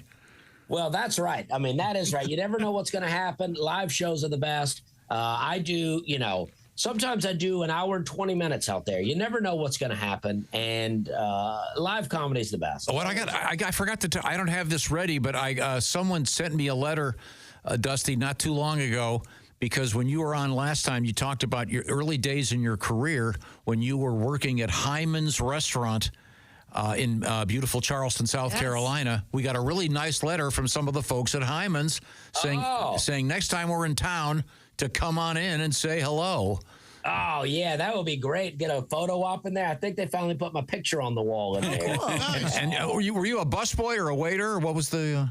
I did a little bit of everything. I was a food runner. That's how I started. And then I became a server. I did a little hosting. I was all over the place. I did a little catering for an event one time. I did catering for an event and I just drank the whole time. I was really dishing it out. But that picture is on the wall. I had short hair, no beard. I was real sweaty because it was hot and I was drunk. And that picture's been on the wall for 20 years. Oh, nice. And you do, I should point out for those of you listening on the radio, you do have hair down to your nipples and a big beard. If they ever want to do Jesus Christ Superstar again, you could pretty much be there right before the crucifixion part. The more hair I have, the better I look, I think. I cover up more things. But I got a little spot in my beard here where I hold the microphone. I think I've rubbed my beard off. You don't have to think about it. You have. Yeah. I do. My sets are too long. I used to make fun of comics that would go for too long, and now I'm that guy. Yeah. I would go when they would go like an hour and a half. I'd go, "What's going on in your life that you need to be up there that long?" And now that's what I do.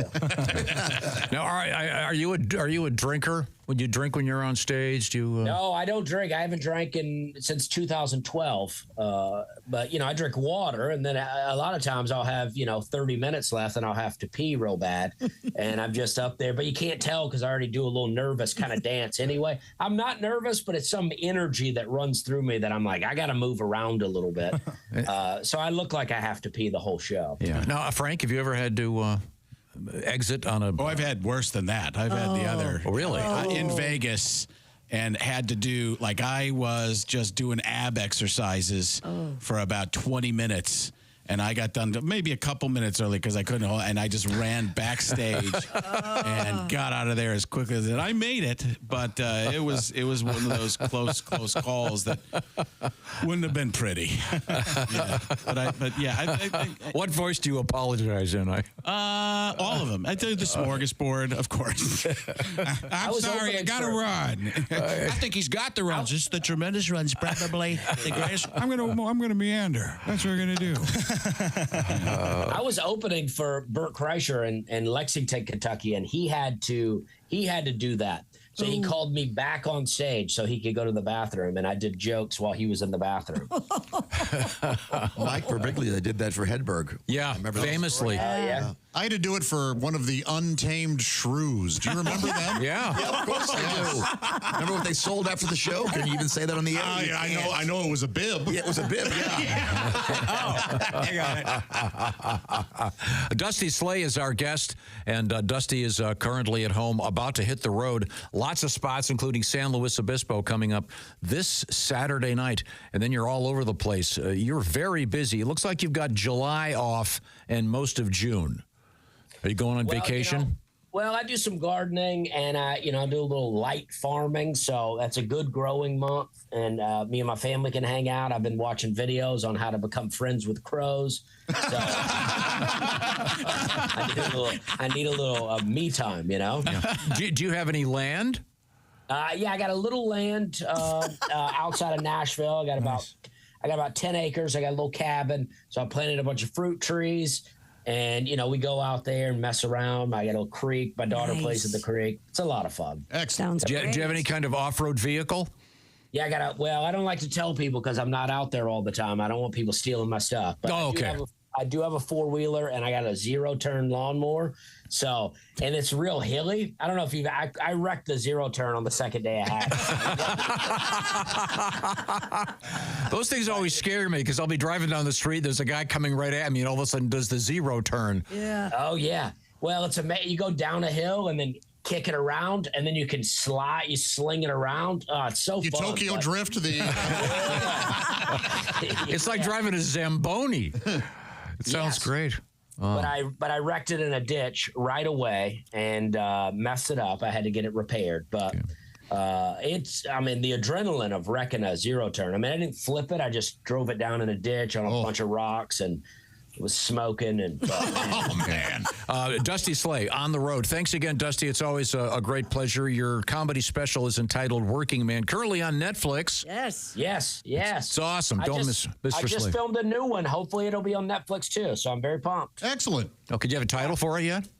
Well, I think it's a working title, but I think I'm going to call it Hot Show because I just come out and I go, this is a hot show. That's what I do every show. So they're all hot. Okay. I wanted to call it Wet Heat, but everybody thought that sounded too dirty. Yeah, that may have been taken by some pornographer.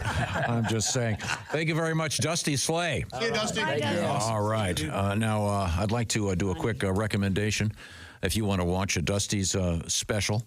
And just sit there and relax knowing that you're safe. That's where Simply Safe comes in. Chick McGee brought Simply Safe into our studios for the first time about a decade ago. And he installed it himself. And you can still do that. They call it Simply Safe because it takes home security to a very simple level, realizing you really only need a handful of things and you can do it yourself and you're going to be able to relax and be fully protected. Simply Safe now in millions of homes here in the USA. Get some peace of mind by knowing that your home is protected. You can be there sleeping and know that if something goes wrong, that alarm is going to go off. Traditional security systems only take action after somebody's already broken in. That's too late. Simply Safe has something new called Action Active Guard Outdoor Protection. It can help prevent break-ins before they happen. AI-powered cameras backed by live professional monitoring agents can see what's going on. If there's somebody lurking out there, the agents can see and actually talk to them and go, you may want to leave before the police get here. And they can activate spotlights. They can even contact the police. No long-term contracts or cancellation fees. By the way, there's a 60-day satisfaction guaranteed thing happening at Simply Safe. Check it out at simplysafetom.com to claim 50% off today, a new system with a professional monitoring plan. That's 50% off at simplysafetom.com. Simplysafetom.com. There's no safe like Simply Safe. When we come back, a little surprise that Frank doesn't know about, nor does Patty G. We're going to do a little something with Frank Caliendo. And once again, Frank and Willie and Al on the road tonight. It's Louisville, the Louisville Comedy Club. We're in the O'Reilly Auto Parts Studios. This is the Bob and Tom Show.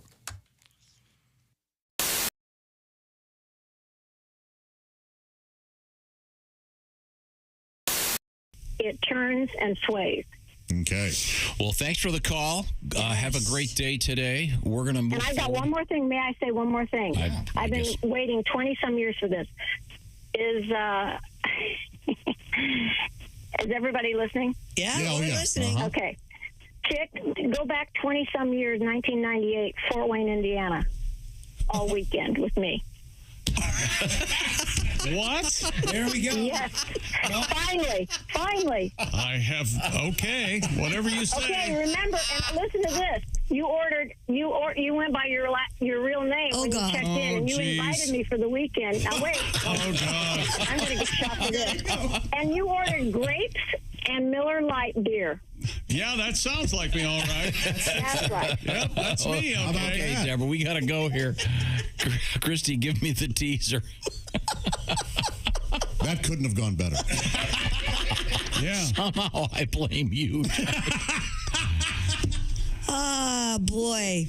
Where do we go from here? Hi, Christy Lee here. How would you like to go on vacation with me? No, seriously. Join me September 28th on a journey through the lovely landscapes of England, Scotland, and Wales with Paulette. We'll travel through the charming countryside and also experience the historic cities of London and Edinburgh. Experience the best of Britain's rolling countryside and bustling cities rich in history and culture. We'll see the iconic landmarks of London.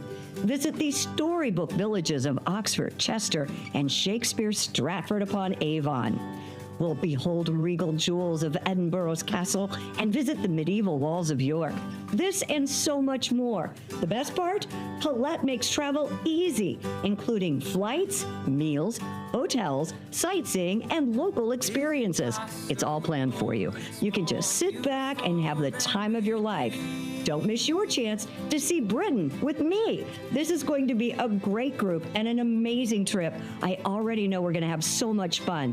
Call Colette at 800-581-8942 or visit bobandtom.com to learn more. Don't miss out. Call Colette at 800-581-8942.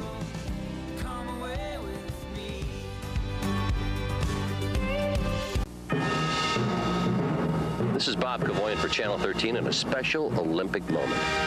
We are going to recreate the very first time the torch was ever run in history. Cut! The monkey's got no gloves on. Where are the monkey gloves? I'm sorry. I didn't realize I didn't have the gloves on. Sorry. Now we're going to recreate the very first time the torch was run in history. Cue the monkey. I'm not a monkey. I'm a gorilla. There's a difference. Cut. I didn't say it. I didn't know what you wanted. I know what you want. I can't do it. Why can't you do it? I can't go in the woods. Why? I have sensitive skin. I can't. I just can't do it. Sensitive skin. You're wearing a gorilla suit. I was just in the woods. Anybody can go in the woods. Have you ever been bitten by a mosquito? Possibly a carpenter ant? You don't want the gig? If you don't want to do this, I didn't say I didn't want the gig. Tony Siragusa from the Colts. Tony Siragusa said, I can do this. Siragusa He wanted the role of the gorilla. He cannot touch my gorilla. Yeah, well, he didn't even need the suit, okay? The airport has got like magical powers. The airport's the only place where like you could be on the floor eating a salad. And somebody will come up to you and ask you to watch their most precious things. You know, like, can you watch my back and my kid? Name 8 Jackson, slot 32B or whatever, and you just go find your car. And I went there, and 29, 30, 31, and then there's no 32. It just started with another rental car. It's like, I know I can't ask like where's 32 after 31 because they might not let you take the car. Eventually, I went and asked. I was like, "Hey, ma'am, there's no 32. There's just budget." And she goes, "Oh, we merged with budget, so that's an Avis car. So just take that." I should have just taken the car on the off chance that there was a corporate takeover. And then maybe drive to somebody's house and break in and go to bed and hope it's an Airbnb. What are you talking about? Like, the Olympics are my favorite 4 years because they give that stat every 4 years about how many condoms they hand out at Olympic Village. This year, we gave away 618,000 condoms at Olympic Village, and every time I hear that stat, I'm like, why? Those are our best people. What if we told that kid would be perfect? It'd be good on the land and the sea. It'd be like a first human Range Rover. What do we... How about we start handing out condoms at Storage Wars meet and greets? I'm a basketball fan, and they said, like, if everything works out perfectly in the next 3 years, LeBron James and his son will be in the NBA at the same time. I was like, no, that's cool. But then I did a little math of my own, and I figured out that in 6.5 years, me and my daughter's student loans are gonna overlap.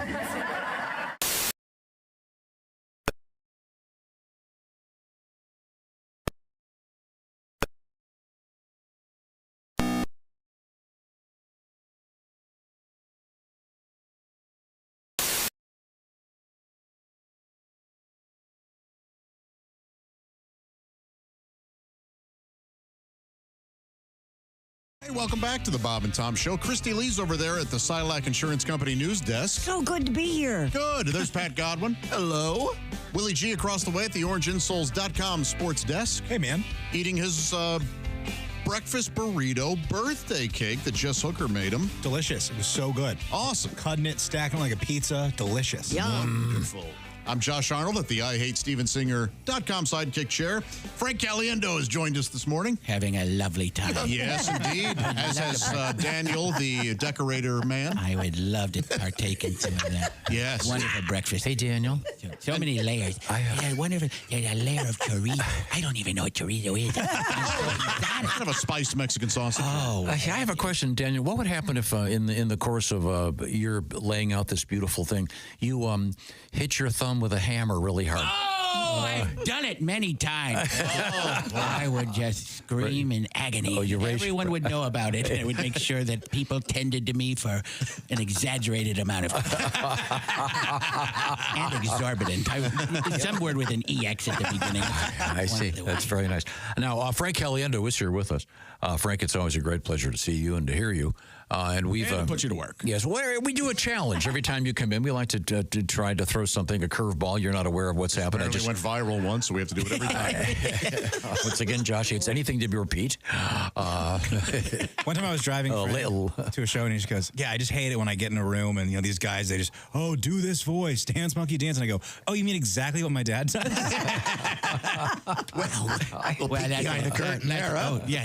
No. Actually, I did say it makes sense on the air and stuff like that, but in real life, everyday life, when people do that, it's kind of like, wait, it's not. I just want to be a regular person right now. It's hard to be treated like a here. I want to sell tickets to Louisville tonight. By the way, if I'm going to go through this, I'm going to mention Des Moines. We got Des Moines coming up, Toledo, Appleton, and Appleton later in the month and in May. So FrankOnStage.com for all those tickets, including this week as well, which you've graciously mentioned 6,000 times that I appreciate as well. So it's FrankOnStage.com. So .com. A lot of people use the .com. Suffix there. It's wonderful. People are using that. People are not using the .net. I used to have .dan. Now, don't you still use the W? Do you use the www? I don't. Everybody knows it's assumed. No, they don't. I just saw a TV commercial that had, be sure to call www. Did they really? Oh, yeah. What kind of product was it for? Older people? Yeah. We use it on Bob and Tom 24/7, by the way. If you're listening on the app, they will say www.bobandtom.com. Really? Careful throwing stones. We just got rid of HTTP//. What? Tell someone that's in charge of that. Now, once again, Frank on tour. We'll get all those dates and get them out there. But right now, Patty G, you comfortable with this? Oh, yeah.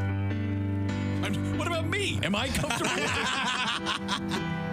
This is a classic song from, what is this, late 70s? The great band, the Village People. I'm trying to give it right in there. John, that's a great sense of relative. We started? Yeah. Young man, there's no need to feel down. I said, young man, pick yourself up off the ground. I don't know if anybody had a syllable there. And I said, young man, because you're new in town. Now I added a lesson. Add by subtraction. That's called Doge, man. All right. There's no need to, I screwed myself up. Fine. There's no need to be unhappy. I don't know where it is in the song. Young man. Are you changing the voices of this? You enjoyed it so much. You want to go Nicholson? Sure. Young man, there's a place you can go. I said, young man, when you're short on your dough. The rhyming in this is incredible. You can stay there, and I'm sure you will find Many ways that I'm screwing it up, man. Give me those boys. It's fun to stay at the YMCA. Especially if you call out the names, which you're not doing it. How about President Trump at the YMCA? They have everything for young men to enjoy. Let's start back at this. I'm going to go back. I'm going to go back a little bit. Back to my younger days, and we actually played a lot of this. It's fun to stay at the YMCA. It's fun to stay at the Good Library, Trump. The YMCA. They have everything for young men to enjoy. You can hang out with all the boys. I think there's some double meaning here. I think you might be onto something, Mr. President. I want to stay at the Y. Why are we doing this? I want to stay at the Y. Would President George W. Bush ever go to the YMCA? You can get yourself clean, up the energy. You can have a good meal. You can do whatever you feel. Young man, I don't go with the music. I just do whatever I want. Are you listening? Let's start at the top. I know those lyrics better. Young man. You're gonna kiss me. Oh, you two are quite the team. It's fun to stay at the John C. Reilly. It's fun to stay at the YMCA. It's fun to stay at the YMCA. I don't know the rest of this, but we're just kind of working through it, and maybe you'll take the plugs back for all the shows. How about lastly, Tracy Morgan at the YMCA? Oh, that's crazy. It's fun to stay at the YMCA. Put a baby in you at the YMCA. Truth of the matter is, I think this ended up in a completely different category than we all thought it was. Oh, thank you very much, Morgan. Very nice. Thank you, Pat Godwin, on the piano over there. Good job, boys. Oh. I think I had a little bit at the beginning. I got off the rails a little bit. That was good. That was great. Thank you very much. Thank you very much. Let's move on. No. We can start bad from the top. I like that keyboard a lot. It sounds really good. Thank you. Yeah. Now, we do have, if you're just joining us, by the way, this is the Bob and Tom program. We are coming to you from the O'Reilly Auto Parts Studios. At the Orange Insole Sports Desk, it's the birthday man, Willie G. Look at that, man. Happy birthday, Willie. And Willie's on the road with Al Jackson and the great Frank Caliendo. Tonight, Louisville, the Louisville Comedy Club, one night only. Then it's Fort Wayne's Summit City Wednesday, Helium Thursday, and Cincinnati's Funny Bone, Liberty Township, coming up Friday and Saturday. Then it's Columbus, Ohio on Sunday. A lot going on. But right now, we return to the Silac Insurance News Desk with Christy Lee. A Chinese court is auctioning off 110 tons of live crocodiles after China's crocodile god park went bankrupt. According to the South China Morning Post, the reptiles were originally owned by the Guangdong Hongdi Crocodile Industry Company, with its founder, Mo Zhongrong, earning the moniker the Crocodile God. However, the Siamese crocodiles were seized after the company failed to meet its financial obligations, and they are not attached to the breastbone together. They're not that kind of Chinese crocodile. These are living crocodiles. Right.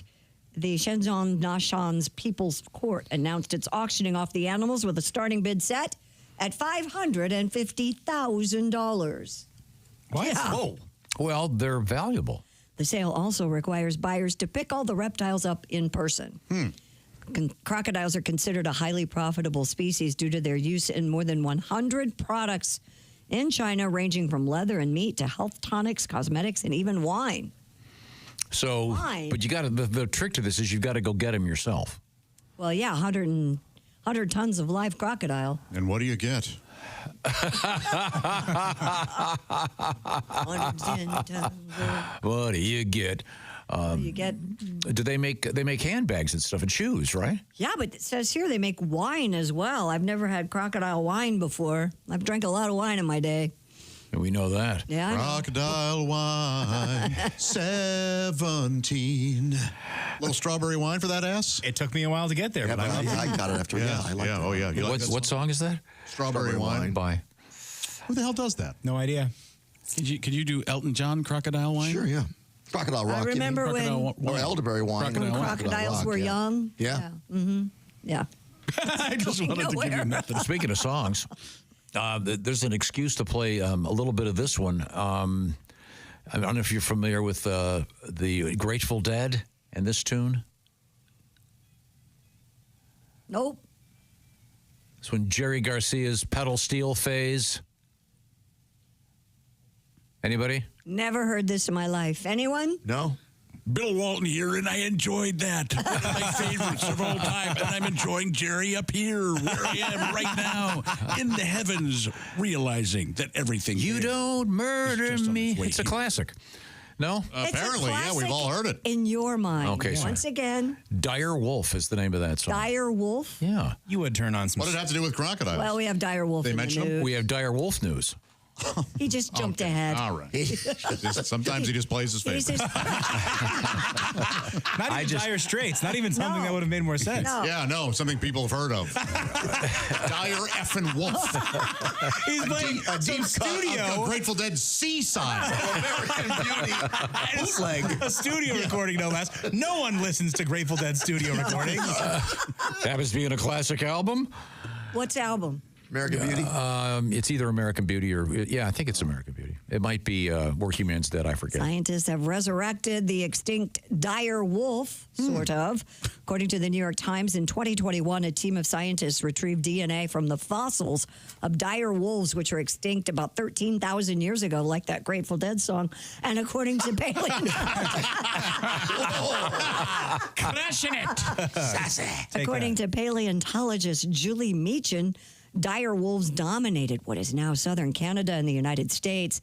They outcompeted gray wolves, being 25% bigger and possessing massive teeth and jaws with which they hunted horses, bison, and possibly mammoths. So, is anyone seeing the problem with this? What do they want with these? Well, and didn't reintroducing gray wolves save 5 ecosystems in national parks? Yeah, that's true. But this company called Colossal Biosciences edited 20 genes of gray wolves to have key features of dire wolves.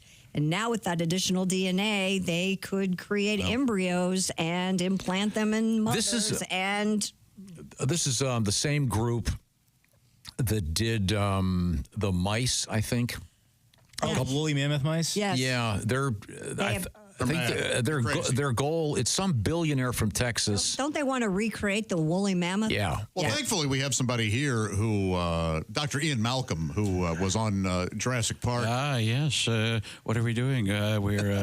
Life finds a way. It does. And if you take a mouse and a woolly mammoth, and what do you try to do? You try to combine them. Yes, it's a bad idea. A woolly, didn't even get that. A Willie, happy birthday. Happy birthday. Thank you, Jeff Goldblum. You live in a zoo. You look like a woolly mammouse. That's a combination of both, isn't it? Doctor. It's a giant mouse. Look out. Ooh. We used to consider you're an expert, doctor, but... Yes, must go faster. The next story. Well, actually, we're not done with this one because the discovery of additional DNA, they did create these embryos, they did implant them, and they have 3 healthy wolves now that have some traits of the dire wolves. But yeah, this is a terrible idea. There's no reason to muck around. But the name of this company is Colossal Biosciences. I mean, doesn't this sound like in Lost, that whatever that company was? It just sounds I think it's a great idea. Terrifying. You like bigger wolves? I like the biggest wolves. They're going to have some of the most giant wolves, and they're going to be probably the best wolves. And people are talking about, a lot of people saying, don't make the big wolves. We're going to make them bigger and stronger and better, and they're going to be the best. And people. The purple people, do you remember that guy? I do remember that guy. Right in the middle of your frame of reference, Tom. And you're looking to me, but the giant dire wolves, they're very big. And they're too big, though, Mr. President. They can't get too big. If they get so big, you start to think, how big are they? Are they big enough to be? If they're too big for the planet, then the planet is inside. But, sir, this is where you ask me who I'm with. Who are you with? Wait a second. Who are you with? I'm with the Bob and Tom Show. Next question. This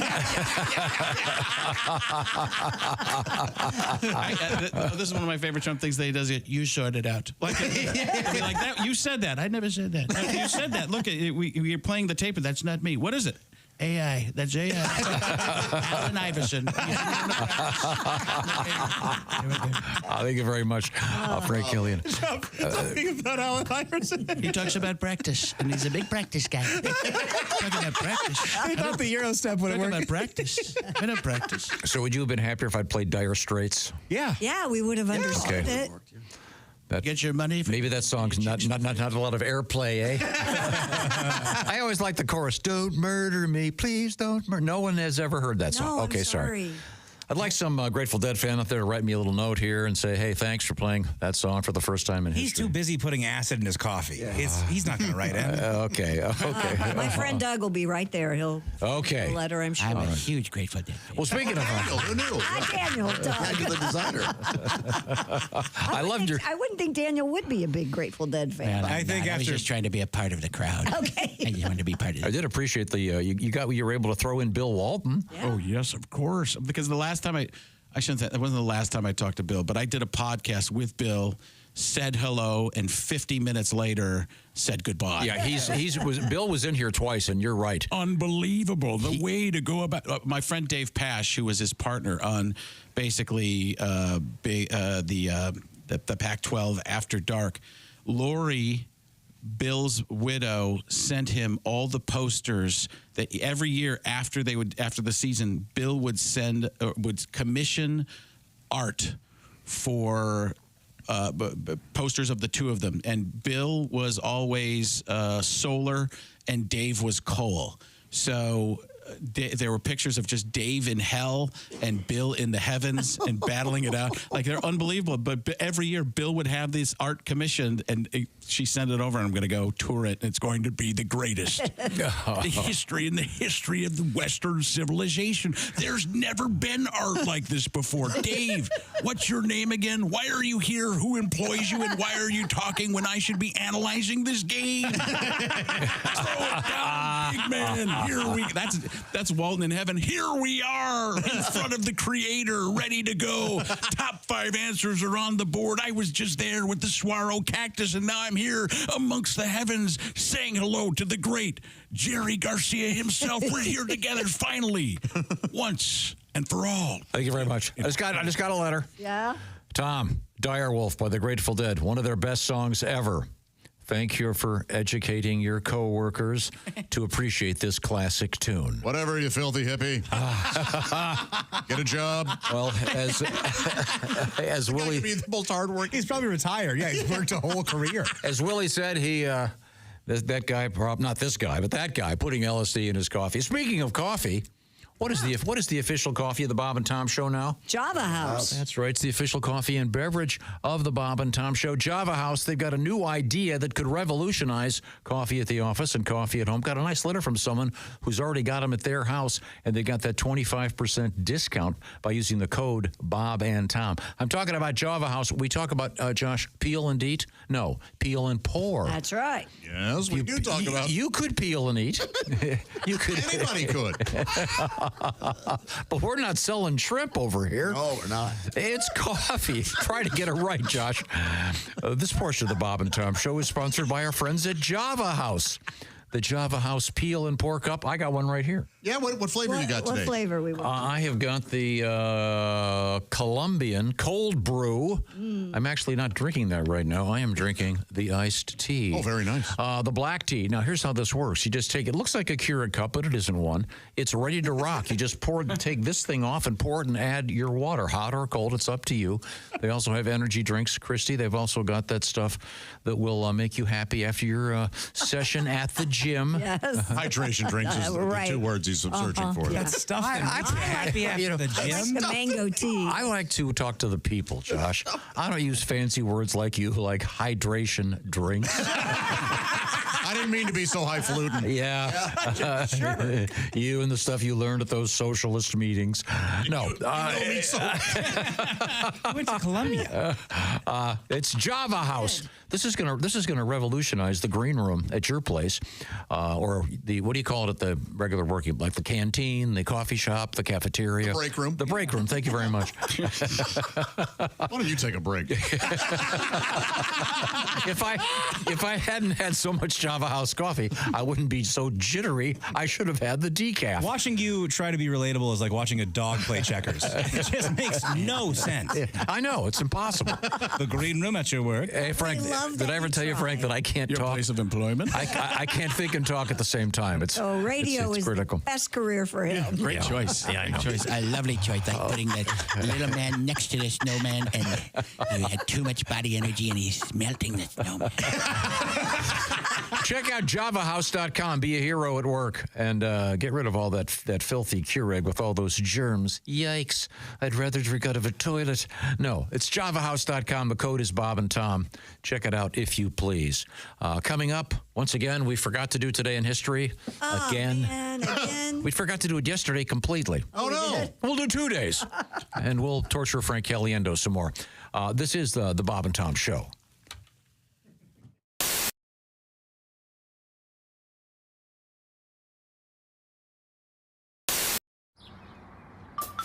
Is that Chick McGee? Why, it sure is. Chick McGee, who knows that an annuity from the folks at Silac Insurance Company means a retirement check in his mailbox every month. Chick works on perfecting his mailbox opening technique. Easy, Mr. McGee. Don't blow that elbow out. Chick isn't quite retired yet. He's just practicing for it. Because one day, Mailbox McGee will be taking his retirement the easy way. SILACINS.com. Silac Insurance Company. Point out, by the way, Tim is ghostly white, as if he's never seen the sun. Whoa. You two look like You two brothers. are in the same clear club. What are you talking about? Literally, you guys are You know what? I think there's a Kavanaugh in your wood pile. I think you're right. My grandmother's a Kavanaugh. I guarantee these two are related. Yep. Yes. No, it's scary. Tim looks more like my brother than I do, which is weird. Oh, yeah, absolutely. Okay, now, Tim. Brother, a very handsome man. Oh, God. He is, fortunately. Lucky for him. So you're going to try some of this shrimp cocktail? You've never had this before, Tim? I love shrimp cocktail. You do? I love it. It's like one of my favorite things. Where are you on spicy things? Let me say that I went to Applebee's last night and I got the boneless wings because, again, that's the way I roll. Right. And they said, "What sauce I have do you want?" someone take the bones out for me. That's how important I am. That's exactly Can right. I have these deboned? I know it's surprising, a man in my station of life. Now, Tim, I'm going to eat one of these just so you know it can be done. Okay. Well, you have hardly any sauce on that. Yeah. Quiet. Pussy. I'm gonna do it with a lot of sauce. Load it up. Come on, load it up, Tim. Very good. That's fine. It's not gonna be pretty. That's fine. Okay. All right. Go for it. Come Whole on. thing. All the way in. Cram it in there. Well, not the whole thing. Oh, my God. How you doing over there? Sweet baby. He's getting, You're turning red. Look how red his cheeks are already. Now he's taking his glasses off. Oh, my God. Steam's going to be coming out of his ears like in a cartoon. It shoots right to the top of your head. And if you have some sort of sinus problem, it clears it right out. Isn't it delightful? You can talk It's anytime delicious, you're ready. Huh? And you're allowed to speak. You would like more, wouldn't you? Fantastic. Where's that EMT?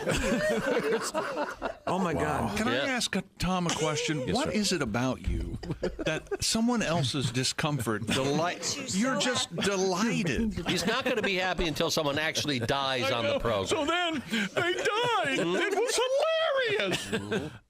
You okay? I'm okay. It's tasty, isn't it? Yeah. It's very The thing about it, it is so good you want to do it again. Yeah, that's the thing. It takes you to. I got to do it again? I take that back. Oh, it's so good, you have to do it again. Oh, no. Is he going to really load it up? Tim dipped it. Really load it up now. Load it up. Joey would have already gone through 2 pounds of this. I know. Yeah. You're an amateur. Oh. You got to zone out. This isn't going to get any easier, Timmy. Zone it out. Oh, he's going to sit there. Look at the veins pop out. Maybe it's best you don't speak. There is a vein in your throat. I don't think most humans have that. What is that? That's good. Is that what Johnny would call the carotid artery? Yeah, and his face really does. You really get are turning red. Oh my wow, gosh. that's I'm glad probably you're not. clear. Your eyes are watering. You look like someone just gave you some very bad news and it involved death. So the EMT is not here for Joey. It's for you. Thank goodness gracious. But what is it about food like this where it's kind of painful, but you sort of like it and you want to do more? It's delicious. It is good. You know what? I think I've had enough What's for right now. Joey, what's the most painful food that you've had to eat a lot of? Oh, there's been a couple. I did kimchi when I was in Korea. Yeah. Fermented cabbage. And that was really spicy. Oh, boy. That was awful. I'll never eat it again. How much did you swallow? I did just under 7 pounds. Oh, my God. Okay. Greatness isn't given. It's earned.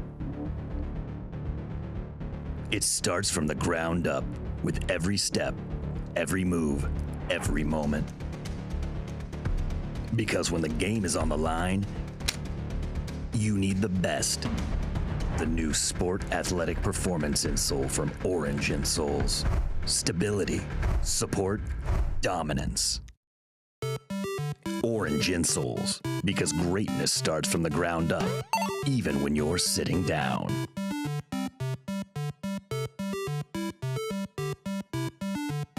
Yesterday we were talking about hickeys. Yeah. I have a story for you. Which one of your daughters has one? You had those hickeys, yeah. Oh, and your daughters. Yeah. No, nobody has hickeys, but we have death by hickey. Death by hickey? Mm-hmm. Well. My boyfriend was a vampire. Were that me, I'm sure the officers would stand over my body and say, I have a feeling this is how he'd wanted to go. More chalk. Yes, because I'm so gigantic. Oh, my God. One stick one of of the chalk fattest things I've ever would done. never be enough We had to use a whole at box all. of chalk to outline his. Look at him. He had to take his headphones off, lean back, and he's screaming with laughter. He's just an awful person. I wish I were an actual Sportsasaurus. I could rip your body, your limbs. More chalk. Lucky numbers. Man, if that weren't funny, I'd be so mad. You know what, Josh? I ate all day yesterday, and I really feel good about it, so screw him. You know what? It doesn't matter. I was just trying to lighten the sad picture we all had of Josh lying there dead. Oh. Maybe lighten the mood. You know, I think that's even more insulting. He's taken an insult to you and tried to spin it into a positive. Oh, yeah, that's what's insulting. Good God. Yeah, it's Tom from the Bob and Tom Show. Thanks for watching this morning's show. To listen, just go to bobandtom.com. Check out the list for a station near you, or stream the online radio station on our website and the Bob and Tom app. The Bob and Tom Show, on air, on app, and on demand.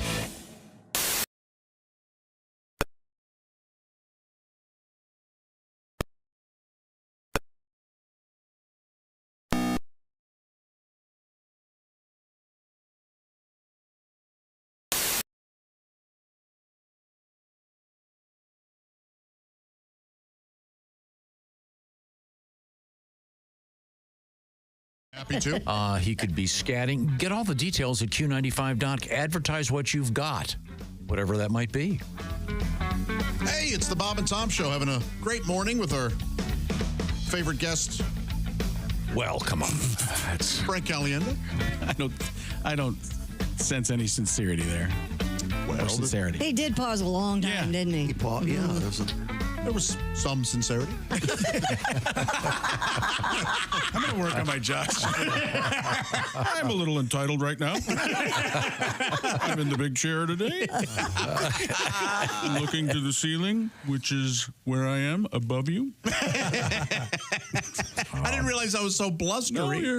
No, there's a little bit, you do a little bit when you get into a character. Like, there's a character moment that you switch into to say some stuff. I think so you can, the gears can turn so you can be meaner than you actually are. That's exactly, I like playing the entitled jerk. Yes. I deserve to sit here. Right, that's right. I very much like that. Yeah. And you have the pen in the hand. It's like, that's right.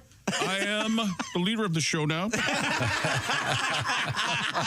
Tom Griswold to my side. I remember when he was on the show. It's now I like Bob and Josh show. Unearned confidence makes me laugh a lot. You know, a lot of handwork. It wasn't always this way. You used used to sit in the farthest possible chair for my dad. As you've moved closer to him, I think he's rubbing off. Yeah, a little bit. Yeah. You know, as they, Yes. you know, Sit as up. they used to say in the 1940s. Does anybody remember?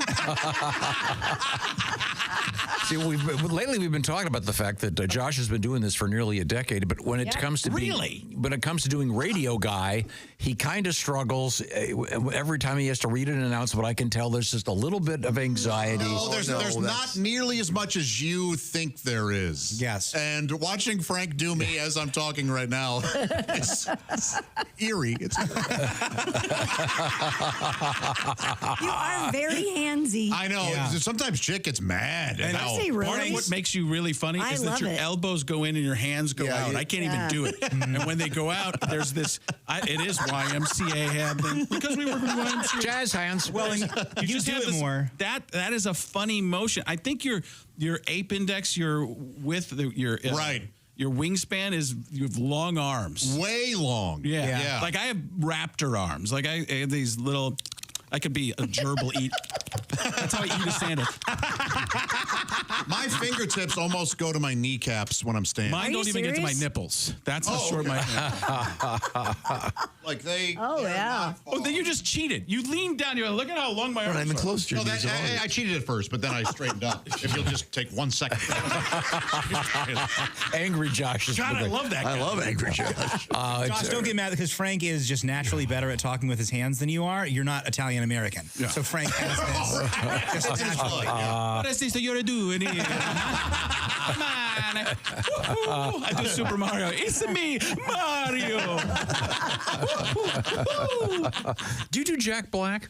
I've gotten into it before, I can't get it committed to memory. I always go to the Legend of the Kung Fu Panda. It's somewhere in there. Because his new movies, huge over the weekend. Oh yeah, it's kind of brought back the movie business. Yeah, it actually, did more than it did, like 140 million. Yeah, Minecraft. Yeah, it's huge out there. This is bad for all of us. Did you There's see it? Just more video game movies. There's going to be Tetris with Chris Pratt next summer. Yeah, the one I don't want to see it. Pong. Ding. Ding. Very slow game, you see. What does that look? What did you just do? I looked at the clock. Oh. I wasn't just looking up. It was We are on the clock. There was a glow around. I just want to know, but the clock makes sense. I get it now. But when I don't know what's happening, I thought you'd been like something got into you, like there was a spirit or something. Oh. Before we go, we got to do a little bit of today in history. What do we got? Wow, what do we have? Born in 1460, Juan Ponce de Leon. The old Fountain of Youth. Yes. Or as I called him. He obviously didn't find it. Yeah. Ponce de Leon. How about Patricia Arquette? Willie, you share a birthday with her, born in 1968. I do. She's great in Severance, man. I love her. Medium. I'm sorry? Remember the show Medium? I don't remember that. I'll check it out. Yeah. She was good in that as well. Severance. 1993, Willie Griswold. And on this date in 1974, Hank Aaron broke Babe Ruth's all-time home run record. Get him, Henry. In 83, David Copperfield made the Statue of Liberty disappear. Anyone see that? No. Yeah. You can on YouTube. You can find out how he did it. Oh, okay. Oh, really? He just turned the audience. Yeah. Really? That's the great thing about magic on TV. They can lie to you. Yeah, There are no camera tricks here. Why are you doing this on TV then? You literally just did a cut to. What are you talking about? Yeah. Well, you can find out what Frank Caliendo's up to tonight and for the next few days. On tour with Willie G, Al Jackson, Louisville tonight, Fort Wayne Wednesday, Indy Thursday, and then Cincinnati and Columbus coming up Friday, Saturday, Sunday. Then lots more shows. We'll post them soon. Yeah. And we are in the O'Reilly Auto Parts Studios. This is the Bob and Tom Show.